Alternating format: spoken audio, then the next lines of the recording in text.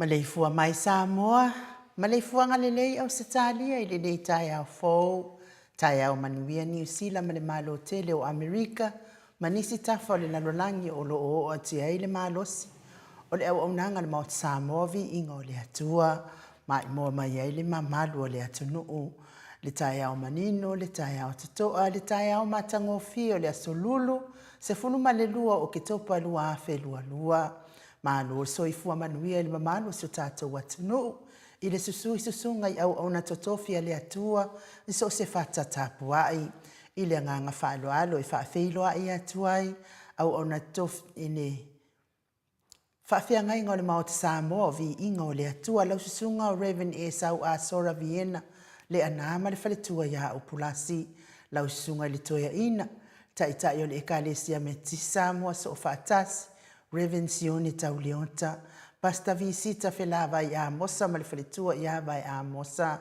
Pastor Solinga Solofa, Malifalitua i Avai, Sunga Toe Ino le Kalesia, Efa Kasa Tuto Tasi, Reverend Tele Tausanga, Malifalitua i Matau Aina Pino no Tausanga, Sunga le Fafia Ngainga i Reverend Faumomo Poleka, Malifalitua i Nati Avai o Poleka, Sunga i le Toe Ina, Pasta Mika Matai Malefalitua, ia Victoria le Ekalesia, Samaria Hangalilei, Pasta Tau Loli Loli Malefalitua, ia Alieta, Pasta Ainu Muri Anga Avi Sama Inaya, Malefalitua, ia Saipeti le Ekalesia Emanuelu, Pasta Sanga le Tuila Epa Fai Upo, Pasta Faatili Siamo Malefalitua, Pasta Ia feta malefalitua ia Susana o le Ekalesia AOG, Reverend Awatama Tofaeono malefalitua ia Katenari o le Ekalesia Efakasa, pa ia o ainga matama, le usonga pule mtumua i tu au malatawa inga litai, maleva au fonuti, mai se le tapua inga se tatou motu mai sae ia sua maleva ifanua, Fōma ai tūlangi sa ole masale au mua malauniu na sahelua la fiu whaatu to whale ula na au na mtasi ma upu ia te ole mo tsa talo lava. Fia whaatalo fo ili angang whaalo alo na Maleifua mai le fionga ili au mamalo sa tātou malo whaapilpele o Samoa la na fionga ia tui malea li ifano vale to asoa lau vile lua malau masiofo. Pea fo ili fionga li taisili lau sunga tui la epa au welua fatia lofa na yoti ai ono dakta sa ilele maliele ngoi male falitua ai me se ole. Vaenga wha upwhai el HRPP o na tupu matamali. Ma lo lava le soifua manuia. Whatalo fo ila wafionga le profesa. Dr. Afualo luanga la wood salele male falitua. Ia ai me se fo i tupu mai o le atunu lango ina le vaenga wha upwhai el tautua Samoa. Tapua inga leo sina so tata watunu ina ita maama tina matua. Whaaftai la tau tapua inga. La tau tapua inga mamalu e umanui ai whaiva matiute. Lo ofia ngai ele malo le atunu u yaso whaisoo. Le afionga le usuali i lau susunga tui la epa whai ai malifalitua ia maunga mu. Pea fo ili fitalainga ia matamua whaali a malitausi ia sinta. Tina matua ia ailini tipa ropeti Viliamu Siliva malifalitua ia suenga miti Edwards. Pea fo ili tina matua ia o lele matapula maaloso ifua manuia o lele. Trisle musu mauru lele leota male ainga. Tama matua ia saipele kome malifalitua ia anofale. Tina matua ia Telesia Sekola Atika. Good morning Telesia. Silia la ei o kene malifalitua ia le lovi. Falitua ia sovale faalava au male no fualo. Tama matua ia pali itele. Mangu tuti apuna olo tango. Siliwa vaasila. Mesfo itapo inga tama matua ia vaasili ifiti fulisia inu utele ili. Fasa o tau malifalitua ia matau. Tama matua ia lofi po le patu malifalitua ia Vienna. Mesfo ifalitangoa ifarani Swan malifalitua ia feao taito Swan. Tina ia Sofia Muipu, Manueli ia Sofa, tauvo Rivo, Pitone, tauvo Esekia, Tatiti Moki Siota, Mati Malangao Ma, Asia Tanga ia Malitausi, Lori Male Ainga, Pupu Ifatu Elia, Tau Ili malifalitua ia Filipina, Tau Sini malifalitua ia Upu, Pefo Tamamatua ia Whaanaea, Upu le Baba Waii, malifalitua ia Whaamalu Waii. Good morning Maria. Akiau, Pefo Ivaito vi Filemoni, Motu Elia, Fatia Lofa Povi, Fatia Lofa malifalitua ia Seyuli Faleula, Fatia Lofa, Vui Nicola Wofo malifalitua ia Molly. Good morning Molly. Fafangu le Alamisa Paula Peng, Solomona, Pulele Alofi, Pefo ile ngang Faloalo, Fafeiloa ila usunga, Felice Tautolo malifalitua maleno foalo, Fionga lau fili aro na faingafa malifalitua maleno foalo, Olomanu usini malifalitua, malama le atinganga mate aipua lau faavela, lilo fotua manu, pea fo ile falitua ia Baby Britain, Futi Yohane Mikaele, pale pamulipola, sioni seloti ese, tupuola papali ipolo Yohane, pea fo ile falitua ia Akenese, muafiti ufiufi finau, Livingstone Awelua, Piwiva, Rebecca Selave Taitu Unga Maria S, Julia Molly, pea fo Manusina Bert Joseph, RJS, talainga ya moi malota ni elu tito, maletosi ya luatimu tito, to alima pope malefionga ya fai ainoa pope, Henry Autanga Faya, tina ya matua ya tuala Maria Pleklo, pea fo Silulu Elia. Good morning Silulu, pea lefionga ya ngafo pula sa luatele Moos, tolo ngataa matafafai Samuelu Abito, pea fo ifai ngafa miskei eneliko, lau pepa niu peleti, sa uwila sepulona, fai ngafa, pea fo itala fua ina lau pepa, Isaia Paul, sunga ya peni, malifalitua ya neta motu nuu, Famaoni akape, malifalitua ya feangai, manuia ngaduengo neia sa feangai, pea fo ilofi posi ya moa, peilua maletausi ya Rosita, tina matua ya pepe si itia epa, seu malo, Fereti funga mafuta mai Alaska, Toaniko malifalitua ya Florina, Siau Maniko, Ala Kurumatunka, Afano Cheka, Maluroto Matangi, Creektail Matangi, Tiosafa Atonu ni umata, pea fo ile uso ya mau salafa, manuianga luengo neita ya mau salafa, Tau ia Ileati, Te Vita Isaia, Telesia Fuivaa, To a televiko masawo oviko. Tu au pepe Josefa se tema makoleti pe fo isa ngala apelu se asa Celestina afa malefaletua ia Lau Brown so e misa Lolane malefaletua ia Faolioli tina ia Tile Samaka fionga ia toa matayo male ainga sa Rice Tower fionga ia to sulusulu nga tao mati malefaletua ia Faumu Elive fionga ia misa la au malefaletua ia Stuila fionga ia nanai faumuina leana tupufia malfaltua la lei ia monanu good morning pe fo isione maunga male faletua ia Eloisa Samoa Haitang good morning Eloisa tau finga foi maono malfaletua ia Diane tawa amitua na ifesili pe fo tina ia Lisi amitua na ifesili Lucy Pautano se walunga malfaletua ia Maliumai good morning pe fo itawetia taafua sua malfaletua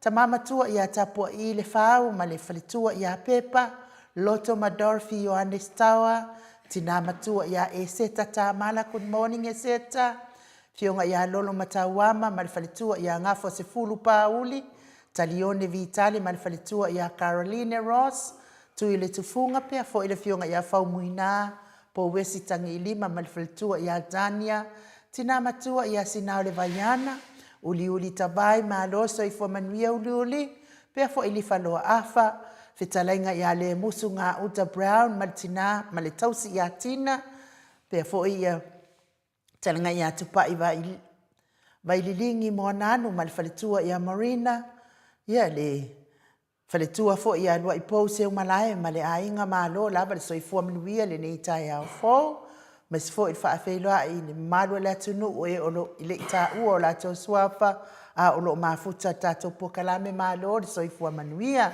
le tu ua le anganga whaaloalo e whaafeiloa I mo I la tau uma o e olo whaipea ni nei pokalame mo la tau fili wha manuia le atua ia te o tau ma ave ese tau wita ia ai tourist ai o wal manuia o Samoa mo nei matai au ia I lunga matau apio folinga malo fo tusi mai leita ia fo aftai fo I whaafeiloa I whaaloalo mai ia te oto uma ia malatou tapua inga manuia ai tatou pokalame e seta la uru tai au manuia ma o te Samoa whaaftai tele pia fo ia Melania White tai au manuia ma o te Samoa vi ingo le atua and all our listeners manuia el pokalame matangofia God bless pia fo I Elisa Leota so I fua manuia I toa fionga whaaftai Elisa Angela Masoe mafuta mai melepone tai au manuia I lau fionga tau foa ai nuu manuia el pokalame nei tai au pia Mike God bless you all whaaftai tele lama pia fo I ia vai o le alofa a leifi mafuta mai pangopango whaaftai good morning tai au manuia il pokalame lau fionga to le foa ma le fionga ia inu whaaftai tele manuia fo I ne yaso sieni se lo ti e se whaaftai whaapea fo I a Paul Esteofilo tai au talo fatu talo fa maut Samoa vi ingo le atua ni tai au ma lo so I fua manuia lau fionga inu to le foa whaapea sunga ia mai wha mole inu fia maua le numera telefoni e telefoa ia wale se umatusiatu pe fo ia Julia Leifil faatai faaftai tele lava Arieta Safiu faaftai mafuta mai Venise Arieta ta mapua faaita tai au manuia ilo fionga telefoa inu mo Samoa vi ingo le atua faaftai mai Samoa good morning afa ia pia fo I lofi tu lona whaatalo fatu en whaapele fionga telefoa mesele sunga ia mai atanoa ia manuia wha maalosi le nei tai au ai alo ia I le tatou ngaluenga o nei ia manuia lava le pokalame whaaftaitele lofi tu lona e li tau whaatalo fatu I loa fionga whaatalo wha telefoa mai nu pia fo I le sunga ia mai fionga ia tatanoa e mai se le malu vaenga whaafai le HRPP malo lava le whaamalosi ma le onsa I nei tai au matangofie whaaftai tele eli tau Filipina tiso ia whaaftai pia utaunu o manuia mai le whai ngā malanga Pea fo'i ia ke resepi talisau manuia po kalame mfaiva lo filima o ne yaso fa aftai and my best Josia leau tai au manuia ma o tau viinga fa aftai tele fionga ia nga fopula sa lua tele mos fa talo fatu ile por kalame il nei tai au manuia lau fionga tapa au fa asina tole e fua mal tau sala inu mal sunga ia mai ma lol tau tua fa talo fatu ta isili atu ila epa doctor sa ilele maliele nga oi male vaenga fa au fai le HRPP mai se o loa sa border so le HRPP manuia le malu o le tai au to le fo tai tele la wafionga pe fo inofo a fono isa ako good morning beautiful I nu au pa tai tele la wa fono pe fo ia inti ni mosiaki ma lo so i fo manuia fionga matango fie po kalame nei tai au fa manuia le tu le li God bless tai tele la wa inti nimo ia manuia fo nei yaso ia mata o fatalo falea ile ngang fa lo al fo to le fo ile tu le fa feilo ia tu nei tai au au le taina se vi ingo le tu wa fo fa fonga mai le malo le tunu ma lo lava le soifua manuia fa mai fo nei tai au mata ngo fie le fifia ia vi ia le tu ai lo fionga tapa au fa sena fionga le tu ia ana ave au malanga tama fa sau le tu malo le na tu ina tu ia ia o ton mai pe fo le fa ululunga le ainga malos ia o le fitalenga fo ile la ulo le taulau niu talainga le tupa iloa ia o le presidente o le ekalesia katoliko Samoa ruti o nei malo to le fo so i fo man ma alu e foi de nga maulunga le e fa pa i fo i de ia la silasio so tatu tu no nei tai au ia fa no longo atu de malanga langa mi o to vesena ya me se fo ia le patasi mai le mamalu le tunu wa fifi la vai na wa le wa faita waso tasi dua o le wa todo waso tado na mariu de to tu yesu ah che le meo le ai le te fai atu pe le talia lo fatalo fa ya aso ina folo e finale le aiona le te mafafa wai ya le wa manatu foi wa ti atoa ia la au fonga moli la au fonga ai le tua wa atoa foi tino va tausili per tamano na sala fai ile tato mafutanga ia ile nga maulunga malo la verso fu ai no ya malo fo ile lange mai la fionga te mai tai mota ni le wa fatalo fatu ai no ya malo so fu ai matu masenga fo ai no fatasi me foi ang fa paia tato matu masenga ya le te mai tai ya Paula Banks mai oi Christchurch fatalo pa to mai lava ya te oema au ono mai vai nei ia fa pe fun fatalo fa mai foi le fionga de te sidi takta sei le malia ngoi ia mlanga fa fai a mesi wo ma pa angol tato maftanga ia le fu fatalo fa mai foi le sunga ya faltoi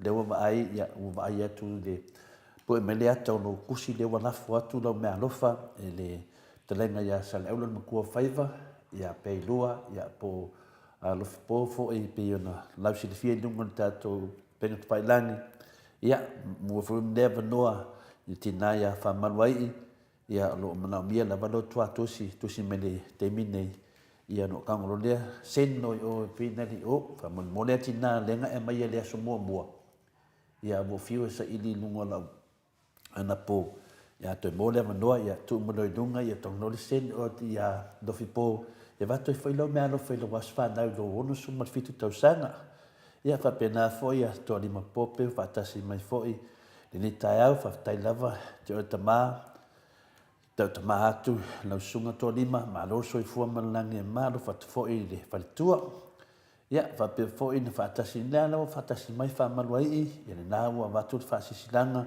ya te otina ya lo me lo fo fia la fo atu o ki a ko to le fo de kwa kusilinga mai ko sen mai dunga ke mi ngai o ka lo le fo le o ya ma to senga fo fa tasi mai fo se loti ya mesi full tau power tat kalame ya miti Edwards good morning to the four no at the Noah and everyone after the meeting ya ole mato senga na en fatalo fa menita ya matango fi ya o ya ko ke dan ma senga li ya fatal fa me vesunga ya lui Andrews ma mai number 1 na pe tato tala no e me moni ma fa maoni very good tai tele lava lui Andrews ma tai fo in ma futa mai ia tato ai e fa pe na ia mai fa tu ia e mo fudaka fia Yesu o pulasi ma wana na fia ngal tua lo fitele tu sunga fia ngai ngal mota ia Reverend Esau le ana ma roso fu ia te o tua ia fa pe na fo sione haitang fa tasi mai nungon mat fasenga inu ma se finala tuna to senga ma lo lava so fu sione ma tua ia tia seu la wata ma lo lava se lau pasene lo langulango to le foa le tato maftanga enu fa te tele mo le no Lupelata le fo mafuta mai ta lo fai lua fionga fa pe fo tina ia se ma lo for tifunga. Good morning mo to be ingo le tua.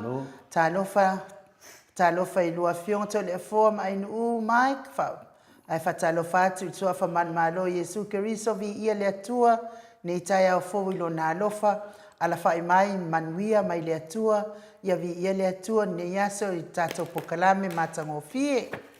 Ia fata lo fana me tina matangofie lo fetele atu God bless mai oi Alaska ia ai lus fulu minute ua te ai nei le tu nai fitu isini Australia o le vi inga le o le atua tatou te feilo ai liu mai ia o le tatou po maluta e au pe ona masani ai.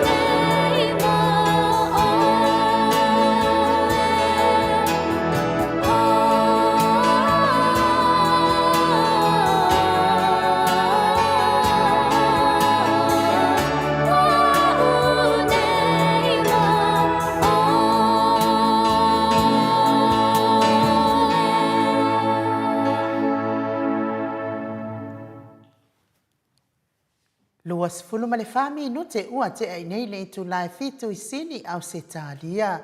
Le vi ingo le atua soifua na langiina I le tamaitai pense e o malama ia o le itu e ngofo I lea po le vaai ia pe ona o tau fonga mai ai ia ona na I lava na tau tinonga I le antua I tai a oma ia Yesu o a u lava le nei mo o ia talsia ia pe na fo le malo le atunu nei tai au tino atu I luma o le atua o a u lava nei mo oe ile nei fo ia se tole a foa manuia le po kala manuia le manu tai au Whaftai lava ai nuu mo le avanua, le whewua o me fwoi le teimi masani e whai e fwoi sino tātou mawhawhaunga whaleanganga, ia wā fwoi le sosoani fwoi ai tātou, tai tūloina, tai tūloina tātou whaatasi malanganga pa ia e mau e fwoi le tātou le toa ma le fia I le teimi o whesua inga, le nei soifuanga tātou wolai,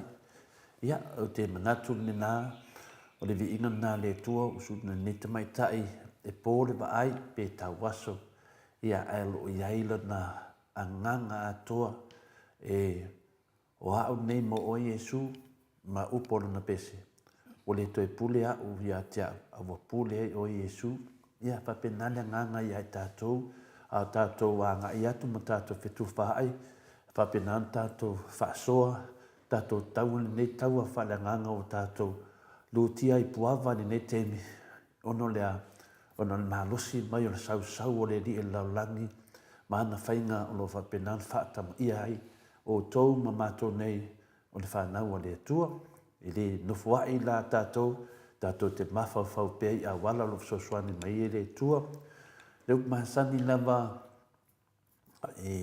saulu mai le te leo temi whinata te mawhawhau wai ia o le amua le ipua nā whanua o Samoa la o sei, Samoa la o pale, Samoa le mea sina.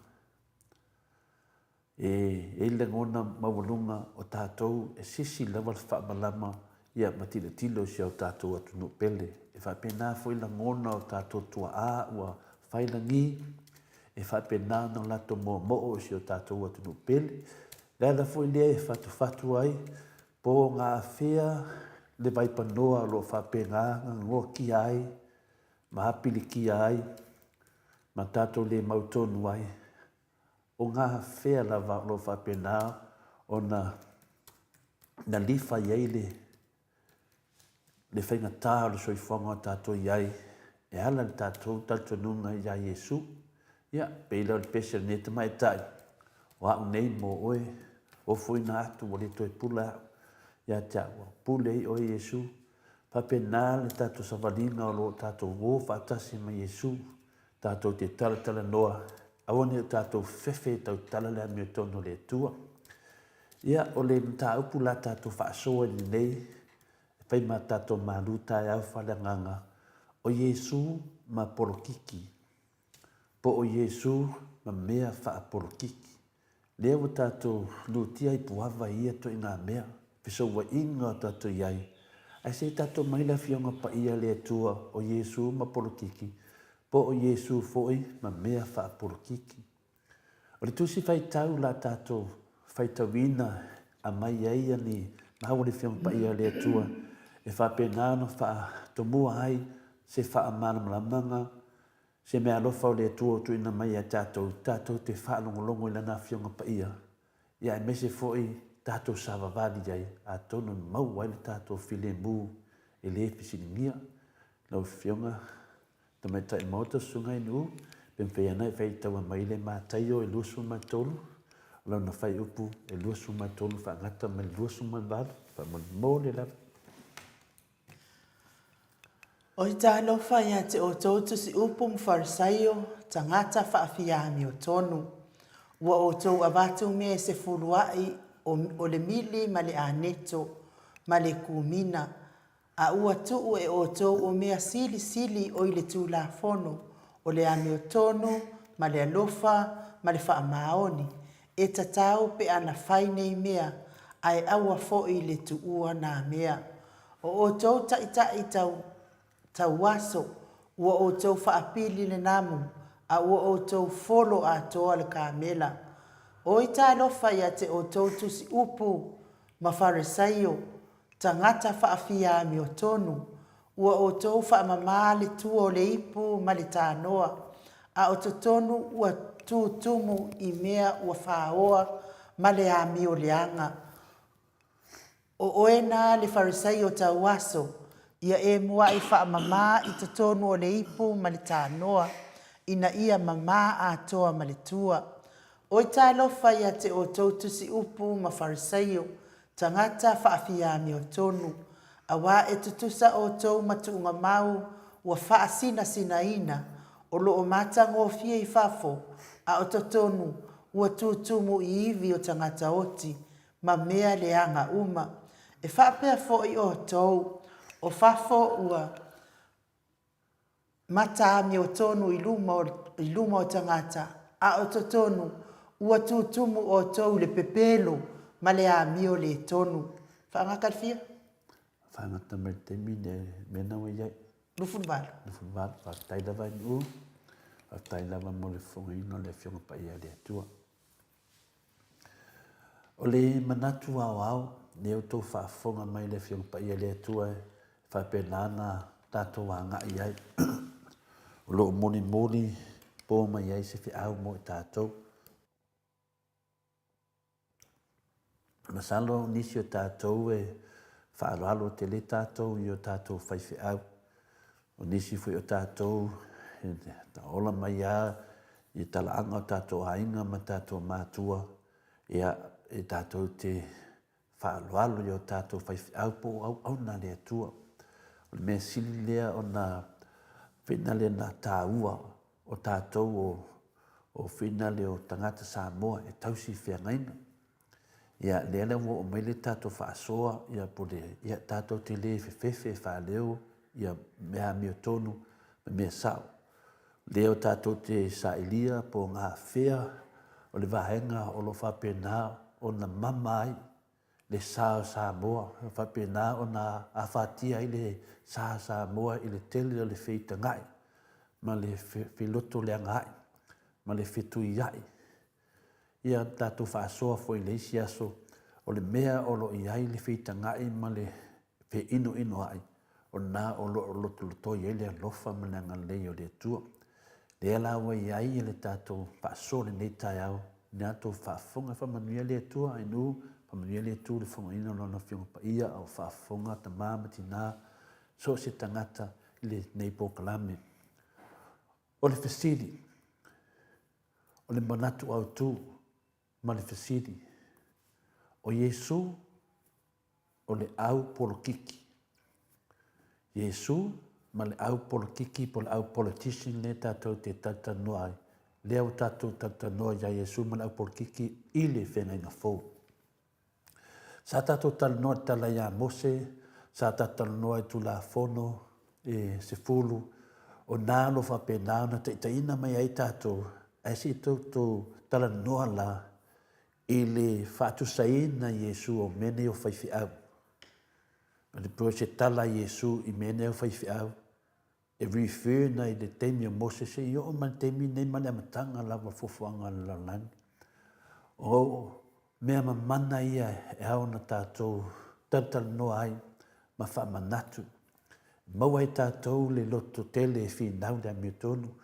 Wa a ele malamalama e whale leifo ilo whinau. Ai a whai fo e te le ilo ina se me whapea. Whenga tā te le lo whinau. Me le iai, tātou whinau, whinau male malamalama. Tātou whinau le amia tono le tua male malamalama. Tō te leo tātou e whia whinau. Ai whewhewe, e pala a ai. Ai se a, ona e leo malamalama. Ai a malamalama no le tangata Samoa. E matua le lo a whewhe lisi Samoa. E whai lava le amia tono, ono lea, o le malamalama. Lea la tātou te o i lotu i asusa, tātou wō i kālesia, tātou wō e maafuta wātasi ma le whānau le tua. E wha malamalama mai ei e whaiwhi au ia i tātou, i le tātou sawa vali ma tātou whinau le amia tonu. Ai pangalea, o tātou watu, e le o malamalama fo i o tātou fo i whaiwhi au. Ta le lopo le malamalama, po le fia malamlama, po le malamlama fo yo latou. Le ala le nā le tatau ai, no tātou whai mea tū la fuai. Ai whanongonongo atu lava i le malamlama lo whai whiau. Ia, toi wawai sisi whai whiau. I mana o mia le whai whiau, e malamlama i whina wina le amia tonu. Le ala na abatusi na mtonga afa ya tātou ta mama tina matua. E watato te tilo ai, po le ase saunoanga, po le ase whitalaina Yesu, na whai mene o whai whiau. Wa o tātou o tangata, Samoa, o le whaalo i e tātou whai whiau. A le ame o tono le atua, le o tau mai o Yesu, o ia o tortas pa ia, le ala whaina na tala i whai whiau. Peia na whai atu, mai le whenenga tuai, se o le whenenga fau.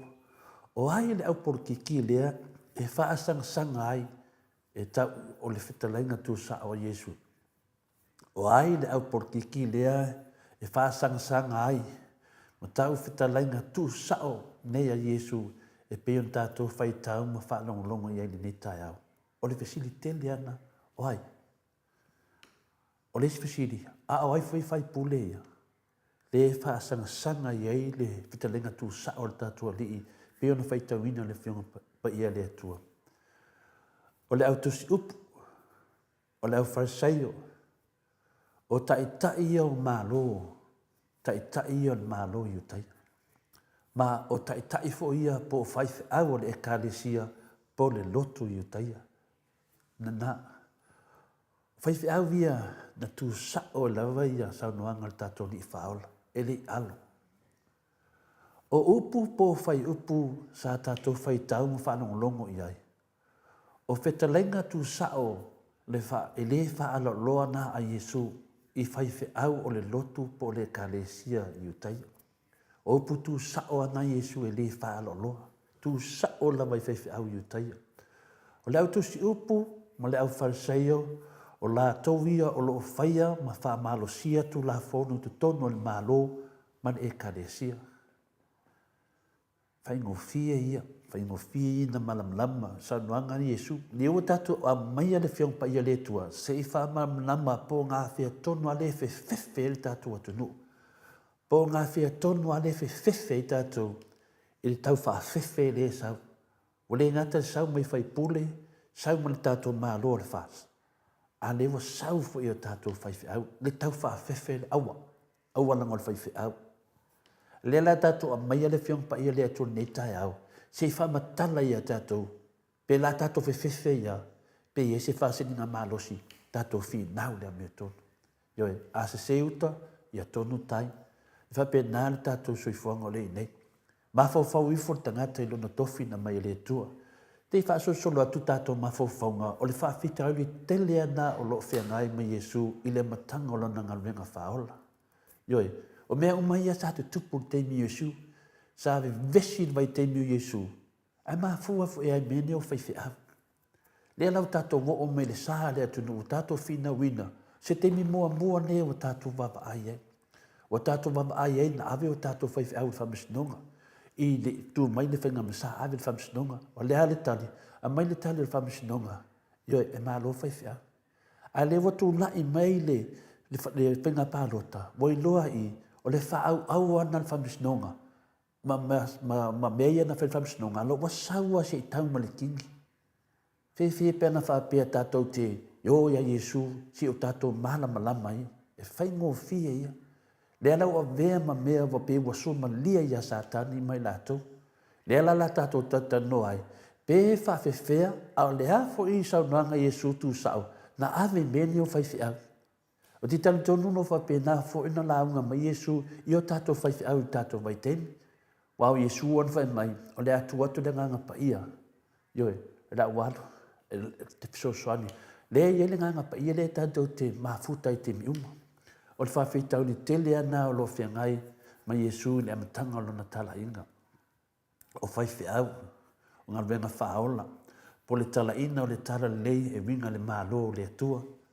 The kingdom of God, o whaiwhi au nei po le autu si upu mlau whaasaio, la tau ti te e malosi i le whaamangaloina ang sala, ma le taliaina, ma le taliaina o Yesu o le ano o le atua. E ala le baptisonga, Wa lātou tali tonu o tangata i taia uma, wa le whaalawilawilina lo lātou sao atu le mālo le langi. Po le mālo le atua, whāpeo i lātou fo i o tangata wa sao i le mālo le langi. O manatu nā tangata nei, o manatu lātou, e pule lātou tangata o le langi, e pule lātou, ai loa lātou, e kere alu le langi. Ioe, o tala ia, o whetalainga Iesu, le mena tupu le vai temi Iesu, e sau Iesu e toe papatiso, toe whanau fo wina, o na whata e alu le malo le langi. Ai le mali ni hei whaiwhi au na vai temi. Oi, sa vai, o mātou nei o whaiwhi au. Mātou te whiriwhilia tangata e o le langi. Mātou te whiriwhilia tangata e sao. O mātou nei e sao. O le mea na le tupu nei.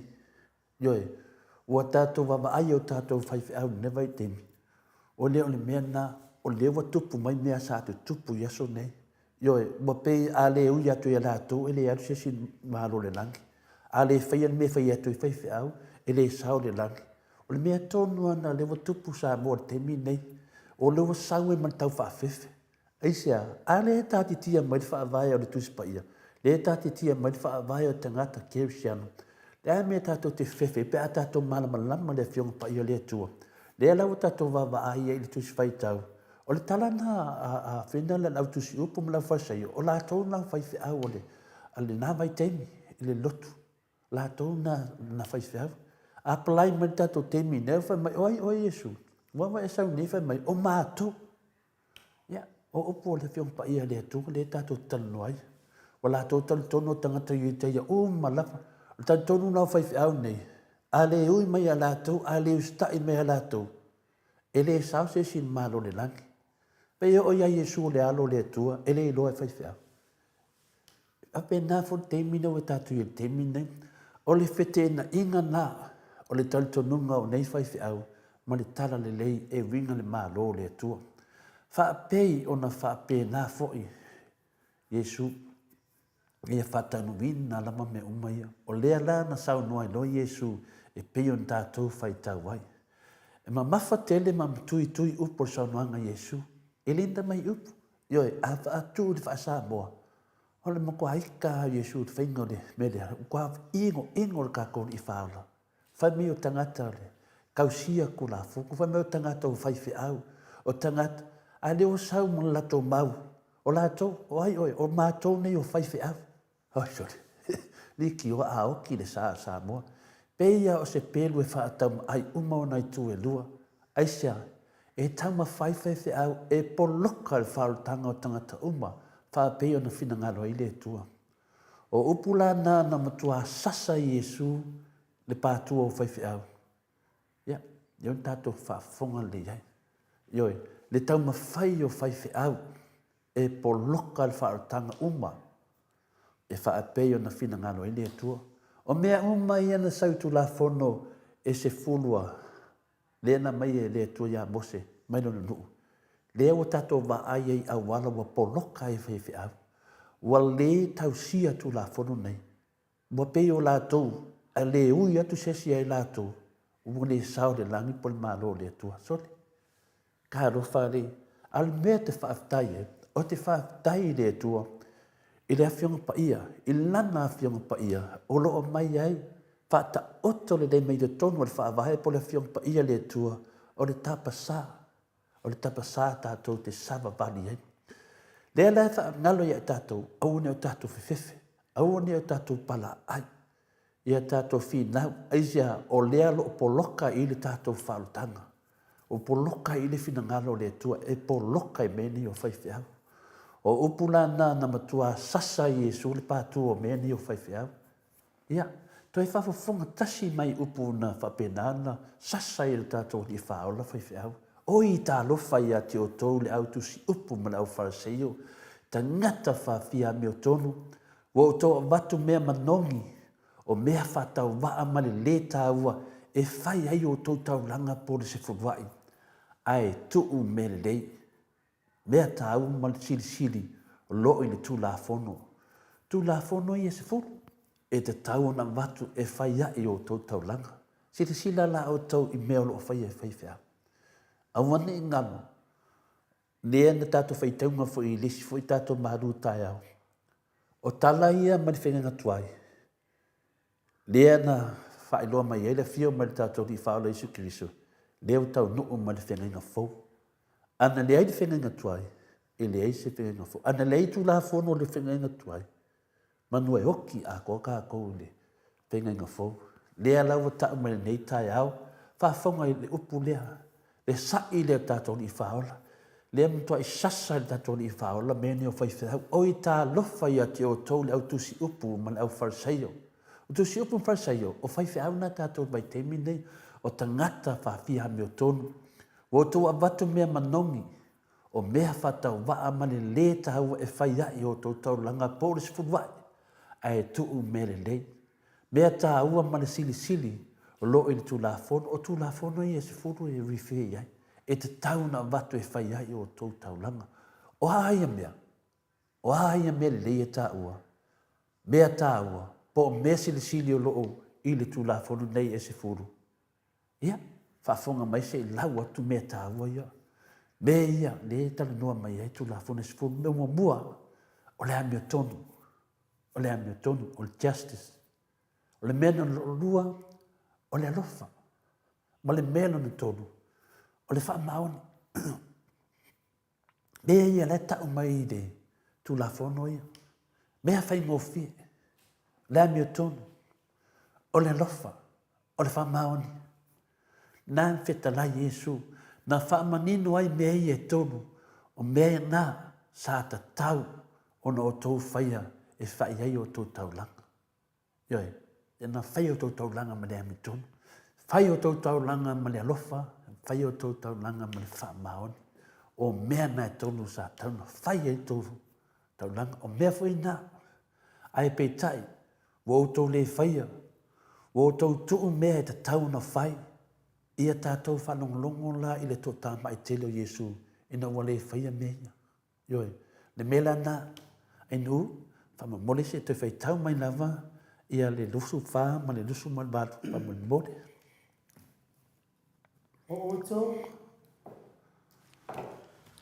O oto tai tau waso. Ua oto whaapili le namu. A ua oto folo a toa le kamela. Ma lufu rwari? Lea, lufu lima whamone. Oi tā lofa ia te o tautu si upu ma farisaio. Tangata whaafia mi o tonu.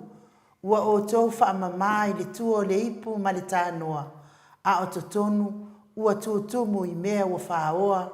Male a mi o leanga. Whaoa ma le fungono whamone. Lono lufu fitu. O oe nā le farisaio tau waso. Ia e moa I whaamama I te tonu le ipu ma le tānoa. Ina ia mama a toa ma le tua. Oi tā lofa ia te o tautu si upu ma farisaio. Tangata whaafia mi o tonu. A wā e tutusa o tau ma tuunga mau. Ua whaasina sina ina. O loo mata ngō fie I whafo. A o te tonu. Ua tuutumu iwi o tangata oti. Ma mea leanga uma. E whapea foi o tau. O whafo ua mata ami o tonu I luma o le atua. A o to tonu. Ua tutumu o tau pepelo ma le ami o le tonu. Taila mai nu. Ia nato whaafonga mai. Ioi. Toi whaitau ma longo atu o tātou whaiwhi au. Ioi whaitau. O whai upu nā le luasu ma le whaa ma le luasu ma le walu. O mea nā na whaatusa I Jesu whaiwhi au nei. E leo ni mea le lei matalia ngō fie I le whaalongo. O tangata o tau waso ma tangata pepelo. Ioi, e le whai ngō fie. E loi peke ka uku whaiwhi au, ai kongi me o whaiwhi au whafu. Ioi, aisea, lea whionga pa ia lea tua. E le longo ngō fie. Tātou o lo whina wina, le whina ngalupa ia lea tua, le ala lea mea tonu, I le tātou o te nuu. E lewa tau malitusi pa ia. O tangata nā, ua tau waso, ma o tangata tala pepelo. O te iunga mala I o whaiwhi au le tātou te waa ia, ma tua hawhia I lafi ama au le lei. Le se whaiwhi au te le waa ia, le au le lei. Ma nei o ana la e. Ioi, sau ai nunga le laulu whau ngao atoa, fōringa sele le awa, ofu mā ngeia, launga kasi le lei, Io ma le fusiua, ma le kola, wa mana meo. Ia, ese ma fōringa sai whaiwhiau lai te mi tātou whaiwhiau ni nei, o te unga mala e nā whaiwhiau matua whia lafi mau nei. A o to tono le loto, ua tu tumu i mea whaoa po mea ngaoi, ma mio leanga. Io, o mea na rei tumu i tono loto o whaiwhiau nei, o mea wa whaoa po mea wa ngaoi, ma lea mio leanga. Whauta le whai upo e lusu malwha, o tau o tai tau waso, o tau whaapili le namu a ua folo a kor kamela. Vai whai upo le whamtalanga Yesu. Upu tu sao le tato li i whaola e le fefe. Matua tau tala Yesu, wa o ia na whai tangata. Matua i lo le leia Yesu, le mele o tupu. Ai sawa i upu ia ma le fongo le tato li. O tau o tai tau waso. O tau whaapili le namu a ua folo a kor kamela. Ioi, la me tato te le. La me tato te fefefe ai, whamatala. O kai ka waso. Wala ko whaapili le namu. O folo a kor kamela. Ioi kamela le mea la pua. Ngia ka mai. Ngam. Lona winga. Wa whaataua. Wa whaataua i whaiwhi au. Mea whaatau waa. Ai tau waso mata ma whaataringa tuli i mea au pito sili o na le lei mataua. Le winga na le whaatusa na Yesu. Le winga na le sai na Yesu. O tau whaapili ni namu. Aua folo a koale kamela. Wo le winga le tala Yesu. O tau whaataua mea whaatau waa. Ai tau waso mata ma whaataringa tuli i mea au pito sili o na le lei mataua. Mole se fua le lei o tangata uma. Ua whaataua mea e le mauai se ola. Vai e. Ua whaatuatua nai ia Maleifua mea e mauai le ola manui o tangata lautele. O le mea nā sa tau. O le mea tonu ana e tau. E le upu whai Samoa e lea ia la pua tama whainga. E whape nātu langalo i tātou. A sa se uta tonu tai. O le tātou malanga whaatasi lava. Ioe. Na ma vai Yesu ia tātou lava e le e whiole lani. O le whai upu lusu o le fitu. E se whai mana i o le whai upu lea. Leo tātou tatanua le sai o le tātou li whaola. Ua whai lea ma mapusanga ia tātou lo whina wina lea mio tonu. Aua neo tātou whewhewhe whamatala i mene o whaiwheau. Lea mio tonu. Whaiwheau la ia lea whamatala me Yesu. Whawhen tātou whewhewhe o le tātou li whaola. Ua whaia. Ua whaia i mene o whaiwheau. Wa e tu tusa o tau whaiwheau matunga mau ua whaa sina ina. Matunga mau ua whaa sina ina. O loo mātango o fie whafo a o to tonu ua tumu i iwi o tangata oti. Ma mea leanga uma.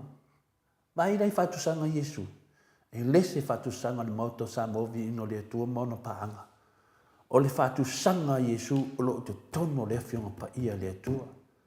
A wā e te utusa o tau whaiwheau matunga mau o whaa sina ina.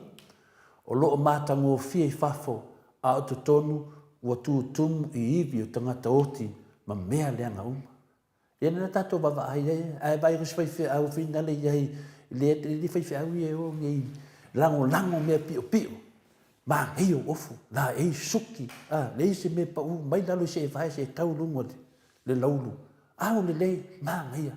Ane whai mai Yesu, o kouia, whaakusa Yesu whai whiau ngā, mō meo le singa o le kunga mau, e sen maka ngō fio whafo, a ko kongu, ia ngā o, po ngā hivi o kanga ka whioki, mea lea ngā uma, ia ai ase mangongi, ioi, le mea na au le lei mai whafo, au le mangongi le hanga i o ko kongu, loko le hanga. Lea le winga o whai upuni nei e lusu mai fitu. Lona winga o lea e whamatala mai le whai upu e lusu mai waru, whapea foi o tau o whafo, ua mata mi o tonu i numo tangata, a o to tonu, ua tutumo o tau i le pepelo ma le lea mi o tonu. Le pepelo ma le ami o le tonu. Ia, o le whaipuna i lusu malwadu, e whapea foi o tau, o whafo ua mata mi o tonu i numo tangata, a o to tonu, ua tutumo o tau i le pepelo ma le ami o le tonu. O upulana Yesu, o puna Yesu na feta la Yesu i whaiwheau sa te e ia te ia. Ioe, o Yesu o lea mea tonu. O Yesu o lea mea tonu. Whaiwheau e te e lea mea tonu. O pulana a whanonga tuna te la bea le erina. Nā tu sa o tu lava Yesu ia te oil tai au nei. O upu na Yesu na whaiwhaiwhi au sa te ia tia o roo le whenga inga fō. A o le fasili la, le a se upo Yesu mō whaiwhi au o loo lango inga le whainga malo o le fast. Iso tātou atunu o Samoa le taimi nei. Le ala se whtelanga Yesu e whailai ka mai e lato te whaia le vaisūrea. Ti nāna lato mana malama. A lato, lala se tala Yesu. Mai le tusi tātou whaitau vai. Ia whaafonga mai se i whai atu se tamu whainga. Le a se whtelanga Yesu mō lato whaiwhi au ia i le taimi nei. Ia, e tofu lawal tangata malantali. A le tali nei o le moto sa movi ingo le tua. O le mea na tupu, le awa to e tupu. O le tali na le moto sa mo. O le mea na tupu, le awa to e tupu. The history repeats itself. E matua le ai lava se mea fō i lalo o le la. Le mea na tupu le vai teimi o Yesu, a o so i fua Yesu i lono tu tangata. Teimi le na tupu le vai teimi o Mose Marona. Ioi, lea lava e tupu. Lea se mea fō. Lea lau le talina. Le talina moto sa movi ingo le tua. Whetaria o ai heisa na tali au le talina. O saunuanga fo i po whetalenga Yesu sa lea sa whaanga tonu ina ai le au tusi upu ma le au fariseo e peon ta tau whai tau vai. O saunuanga fo i nam whetalenga Yesu mō ta tau whai au le teimi nei. Ioe, po a lava tamu whai ngā whai au o lo langulangu inga le fast. Tau milo ma tau fau se olo e la lafi ai. Le ai, o lea ua whetalai manino lava Yesu e winga ia te o tō tangata moni, po o tō tangata sao mo tō tangata moni. O le tali nā Yesu, ioe, o le tali nā Yesu ua whai au i e langulangu inga le fast. Lea lato te langulangu inga le whainga malo, e le i tō fia e le tua. Lea sa tofi e sa tiu, sa tofi e whamsinonga. Maabe ese ai anga waa o tangata, a waa tamo whainga o sa mō a whaavai e le tua. Ia, o whaifi au lana lewa tau noa Yesu le tai au nei. O le tala na Yesu, o a lava tamo whainga whaifi au o loo langulangu inga le whase tau milo, ma tau whau se au walais. La lafi mai ai. Ia o lewa whetalai manino lava Yesu e winga ia tau tangata moni. O tangata moni ana. Lea tato te wa ai le la ei mei. Ioi, a o ko kongun ma ko au leanga. Le ai ma se isi e manam lama lei i tātou tangata moni nā o le atua ma Yesu. Wā o i la ua na whaia le tangata. Le ai ma sesi o tātou e manam lama lei i o tātou tangata moni. Ioi, eo e atia, eo e ainu, eo umai tangata umai. Tau le manam lama. Yesu, matua manam lama Yesu o Yesu le tua. Wa o tangata na ia whaia. O mea nei, lea o fia Yesu i whaiwhau. Ne la tau atu mea e le o fia Yesu i tātou whaiwhau ia langolango inga le whāsi le teimi nei. Lea e lato te langolango ina, mea lea mea tonu ma mea e lea mai e lea tua. Ioe, whaupu se ina le malo lea tua. O mea la nei o lo langolango ina. Le fast wa lato whaape atu le tunu uma le tua. Ia, o winga i o whaiwhau ia le fast. E o la unga whaapea, e le i whetalai a Yesu e te tongi ne mātou la fonga, tax, soli, kua pe pelo lava. O lesi mea le anonga lua, o le pule foi o le pule ai, e le fast le māro Samoa, o le pule mai le tua ma le tunu. Se sila le Roma su mai tolono le whaik mua ma le lua. E le o se pule sa tiu, ma le whamasnonga maulunga, soli. Ma kua pe pelo mi whaiwhi au manatu whamtalanga o whai. Ma tau te langolango ina ma sapsapia le whainga malo le whas, ona o le amia tonu ma le whamaoni o mea nei, mua. E le o talepe, ma sanga talepe pe sa tiu le whaavae tātou atunu, o la lawe mau popo e le o malepe le whaavae. Tasi nā pe pelo lo tā la ia whaiwhi au nei, whaiwhi au ia la tau te langolango ina le whas. Whaiwhi au nā le tautala Yesu. Ioe, e fōringa mai au le leo whafol lato kōnginga, a o ko kongol mo kua elo lava. Nona lua, o ala tau folfolanga lea na whaia o le a ole i whaia le whainga pālo ta tele. Lea ua whaatino nei ma ua maua uma le tai milionga. Ioi, tātou loa folfolanga ia na whaia la auti. Lea tātou te wha ai le vevesi. Li o whai whiawha me ano mō milionga. So le pepelo. Ioi, tolu o le whātau tonga i lalo le whale ie. Ioi, te avi vi i tākau konga lalo le whale ie. So le, alma kua sori kula fo, kasi ngā kou pepelo le ko ke pelo i le tunu. O le a avea le palemia na te sisi ina le tanga whai, po o le fua Samoa. Tasi nā pepelo lo tō, leo tō whaia nei. Alma kua pepelo au pepelo. Ioi, te o lango le palemia. E ao le malo, o i o le osi taulanga. E o sia taulanga Samoa, le sisi tanga whai. E le sisia la mai sisi a tangata. Le ai te o lango, kasi ngā pepelo, ke le alo tō whaia, le pelo longo lima. O le avea leo prenta e suia i le au le malo. Vai. Mea o maia, le eko ke lango. So ia ko ke kala pepelo. O le melo no ono, e le ai fo se tūlafona e tasi o tūlafona se fulu o solia e le fast. Io anga mea fe mihi ni hengi mea. Whau kai kokala inga no whai kongo whalesama, kongo e kare sia matangata. Ioe, ngu wawai a kuroa ie. Ioe, la saur kanga ka langi o soloa. Le soli kula fongo.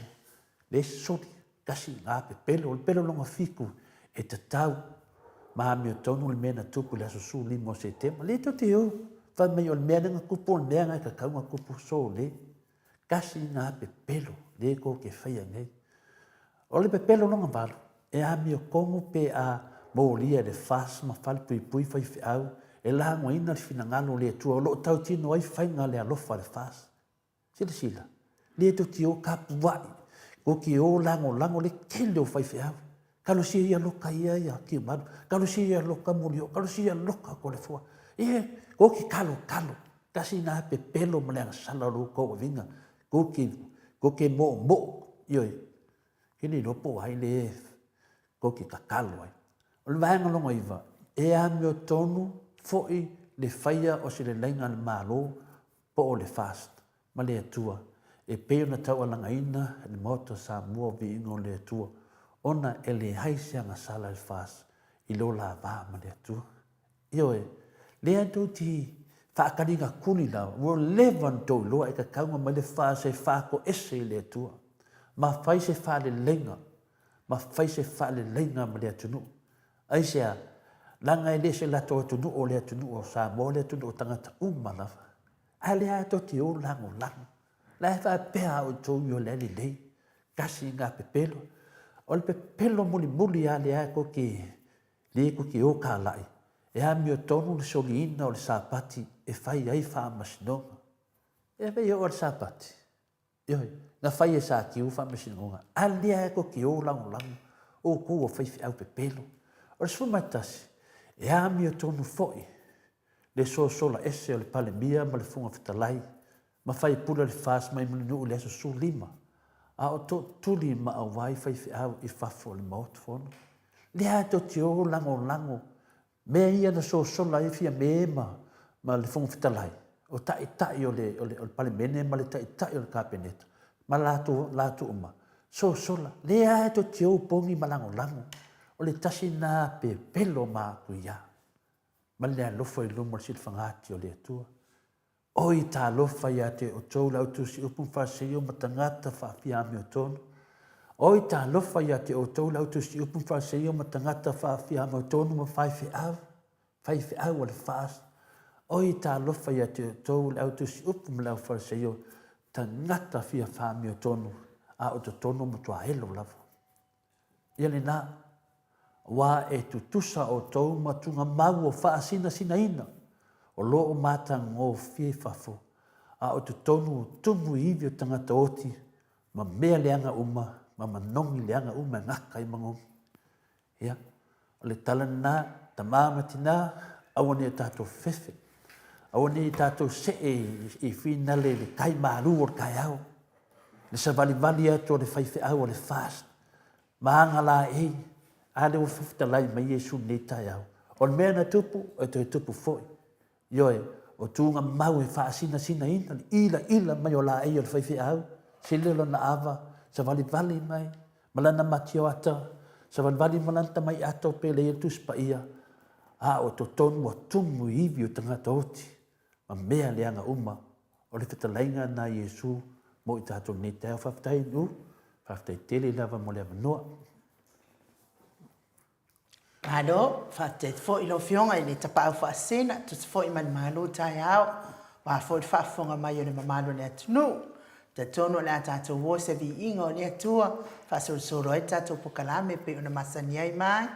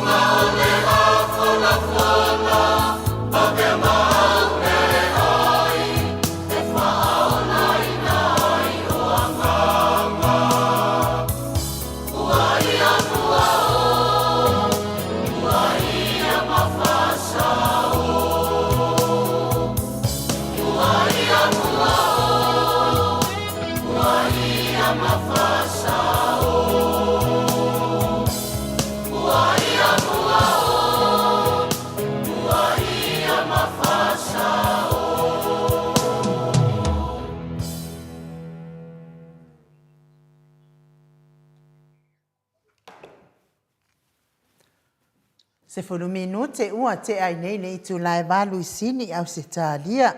Le vi inga o le atua soifua pe ona o tau whaafonga ai. Langina. Ia, pe ona o tau whaafonga mai ai nei tai au fau. Ia, e sta tau whaalinga lea to e fia manatu, whaamanatu atu le South Pacific Freight. Ia mo Samoa, whai fia whaalafa so whaamomori Samoa. Manu fo i lea maua nei masina ia o le i o fo i whai ngā mea lofo o le Christmasi ma le tausanga fo ia o le whaletua ia pou mate ia mala au le numera o le lau le numera le telefoni o le o wha o tasi lima wha fitu tasi toru lima o wha o tasi lima wha fitu tasi toru lima wa fo i wha momoli ia mo Samoa nei a inga o lo fa tatani mai Samoa Christmas mal tau sanga fo tonu se i se taimo tato pokalame ia ona fa so ta ile o tinale ai vala au mai lunga ta telefoni fa mtala fo ile wingo lana au onanga mo tato Samoa ai talu ile wa mafuta mai le fionga le ata nol te sa lunga tato wala hata nganga fa alo fa filo ia tu lo fionga le ata nol te sa ma lo so i fu manuia ma lole ono sa ia ma no fo tau tu atunu nei tai au atanoa ia fa pena fo ono fa talo fatu ai no ile nei tai au la o fionga tole fo ma lole so i fu le le nei fo tai au ia lu sunga ia le ngata ile o le sunga ia mai ia o lo to va se to lu tato por kalami le nei tai au fia la fo i fa talo fatu na i tato tamam tina ma tutua ia o lo tapto foi pea ia I favor por kalame le nei foi tai au so I fu le ma le langi mama I le au justicia le por kalame lunga lo tenga to fai langi le YouTube ia ma le apio fo linga ia ai le ngata I leo la ufa ponga ponga mai Samoa I Samoa nei ia ma lo so I fu ma le langi mama vi le lo fa ma le ang le le tua ia o tato la lu sila fa I foi ia I lunga ia o penga tawhai langi le nei tai au ia vi ia le lofa maleang le leo le tua fa tai wa fa o popolo to so I fua ma so mato wola I le nei fo ia so fo ia o panga solo pe fo ia le nei fo I vai aso ia po le nei masina o ke topa ia so I fo le nei ma le langi mai le nei tai au to le fo mai no so I fo tau fai whamalo le lofa maleanga leo le atua ano fionga le ata noa te sa ia o wa ai atu maleanga fia I lo la le mai fo nei tai au mata mo fie fo linga ia fa ia o le ri fa ola fo linga I mai ia tanto fo linga I le tai au ma le tai au ia fai me ia kala le silo makuanga ani le ia lo waso ia ngal fast food ma le iva o pala vale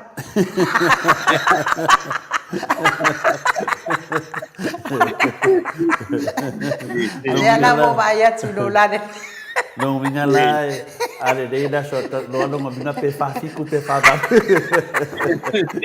telefone ma lo so fu ai da fiona le atata norte sa ia polialo forte sa ile fa fonga tu fo ile mamalo le tunu ia na mo sa do atu tamai tai el mota vai le va ai le tu pauri le tu pa tamai tai la to te fai le feedback ia le tu pari la fi va ai et finally wa no na fi no tana no atu we ta la po wa le fe me foi mat va senga ia pe mo la po ia le o vai tu nei pe wa ela I pinga I mai te Papua New Guinea pe ni la e mai Papua New Guinea e so mano la ti Papua le o vai tu no la e futo vai tu le la e me la ia o lo vai e fai ama fa solo mai le wardrobe foi le ngale lua la mai lua la vai e solo lua mi tia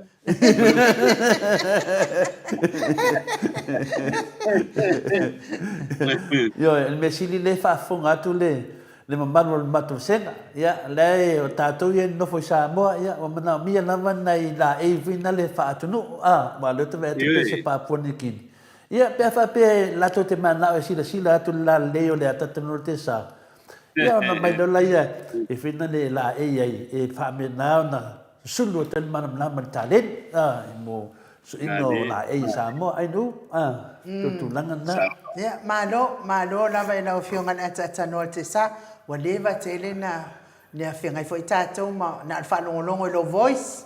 Yeah. Dia pa kalama jana le voice le on mai nunga le. Yo le fatua uma le malu tai au ne tai au lo fionga le ata no ya foi le wa fatua foi ona mala watu ia ona tuai foi ona amata tatou po kalame ia foi le staimi ala foi le ona ngona malo si le o tino mesele susu ya foi o tau ya matou ne foi vai tau ata no.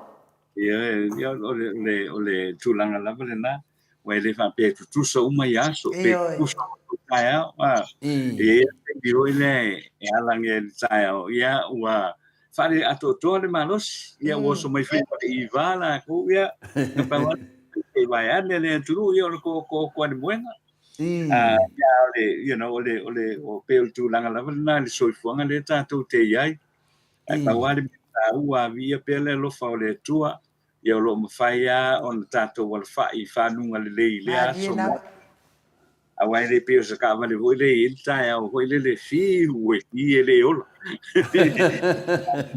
nga duenga mamana le na le tua o le ala e a fu e te ala na le ta ya ale ma o le ala le ta ya ia ala I le lofa ma le anga le le tua ia tato te lofo ia o lo pui malupea I o tātou I ona awalofa ia lo tātou wona vai wan mele na o le aso wa manaia o seki ale le aho le Maleifua mai a ila le tai au hoi le ia pi tatu ta ila le tai au va pe nei wai lau vai e ko oi ia tu monga I o aho I nei matou ia ho I tona matou ia le ai mai e ko le maringi ki bunga ia ho ile e lunga I tu monga ia ai le o yai la le tulanga le nai lalo nei ia o lo mata ngo fie la vale tai au ia I Samoa nei le nei tai au e vi ai le lofa maleanga le o le tua ile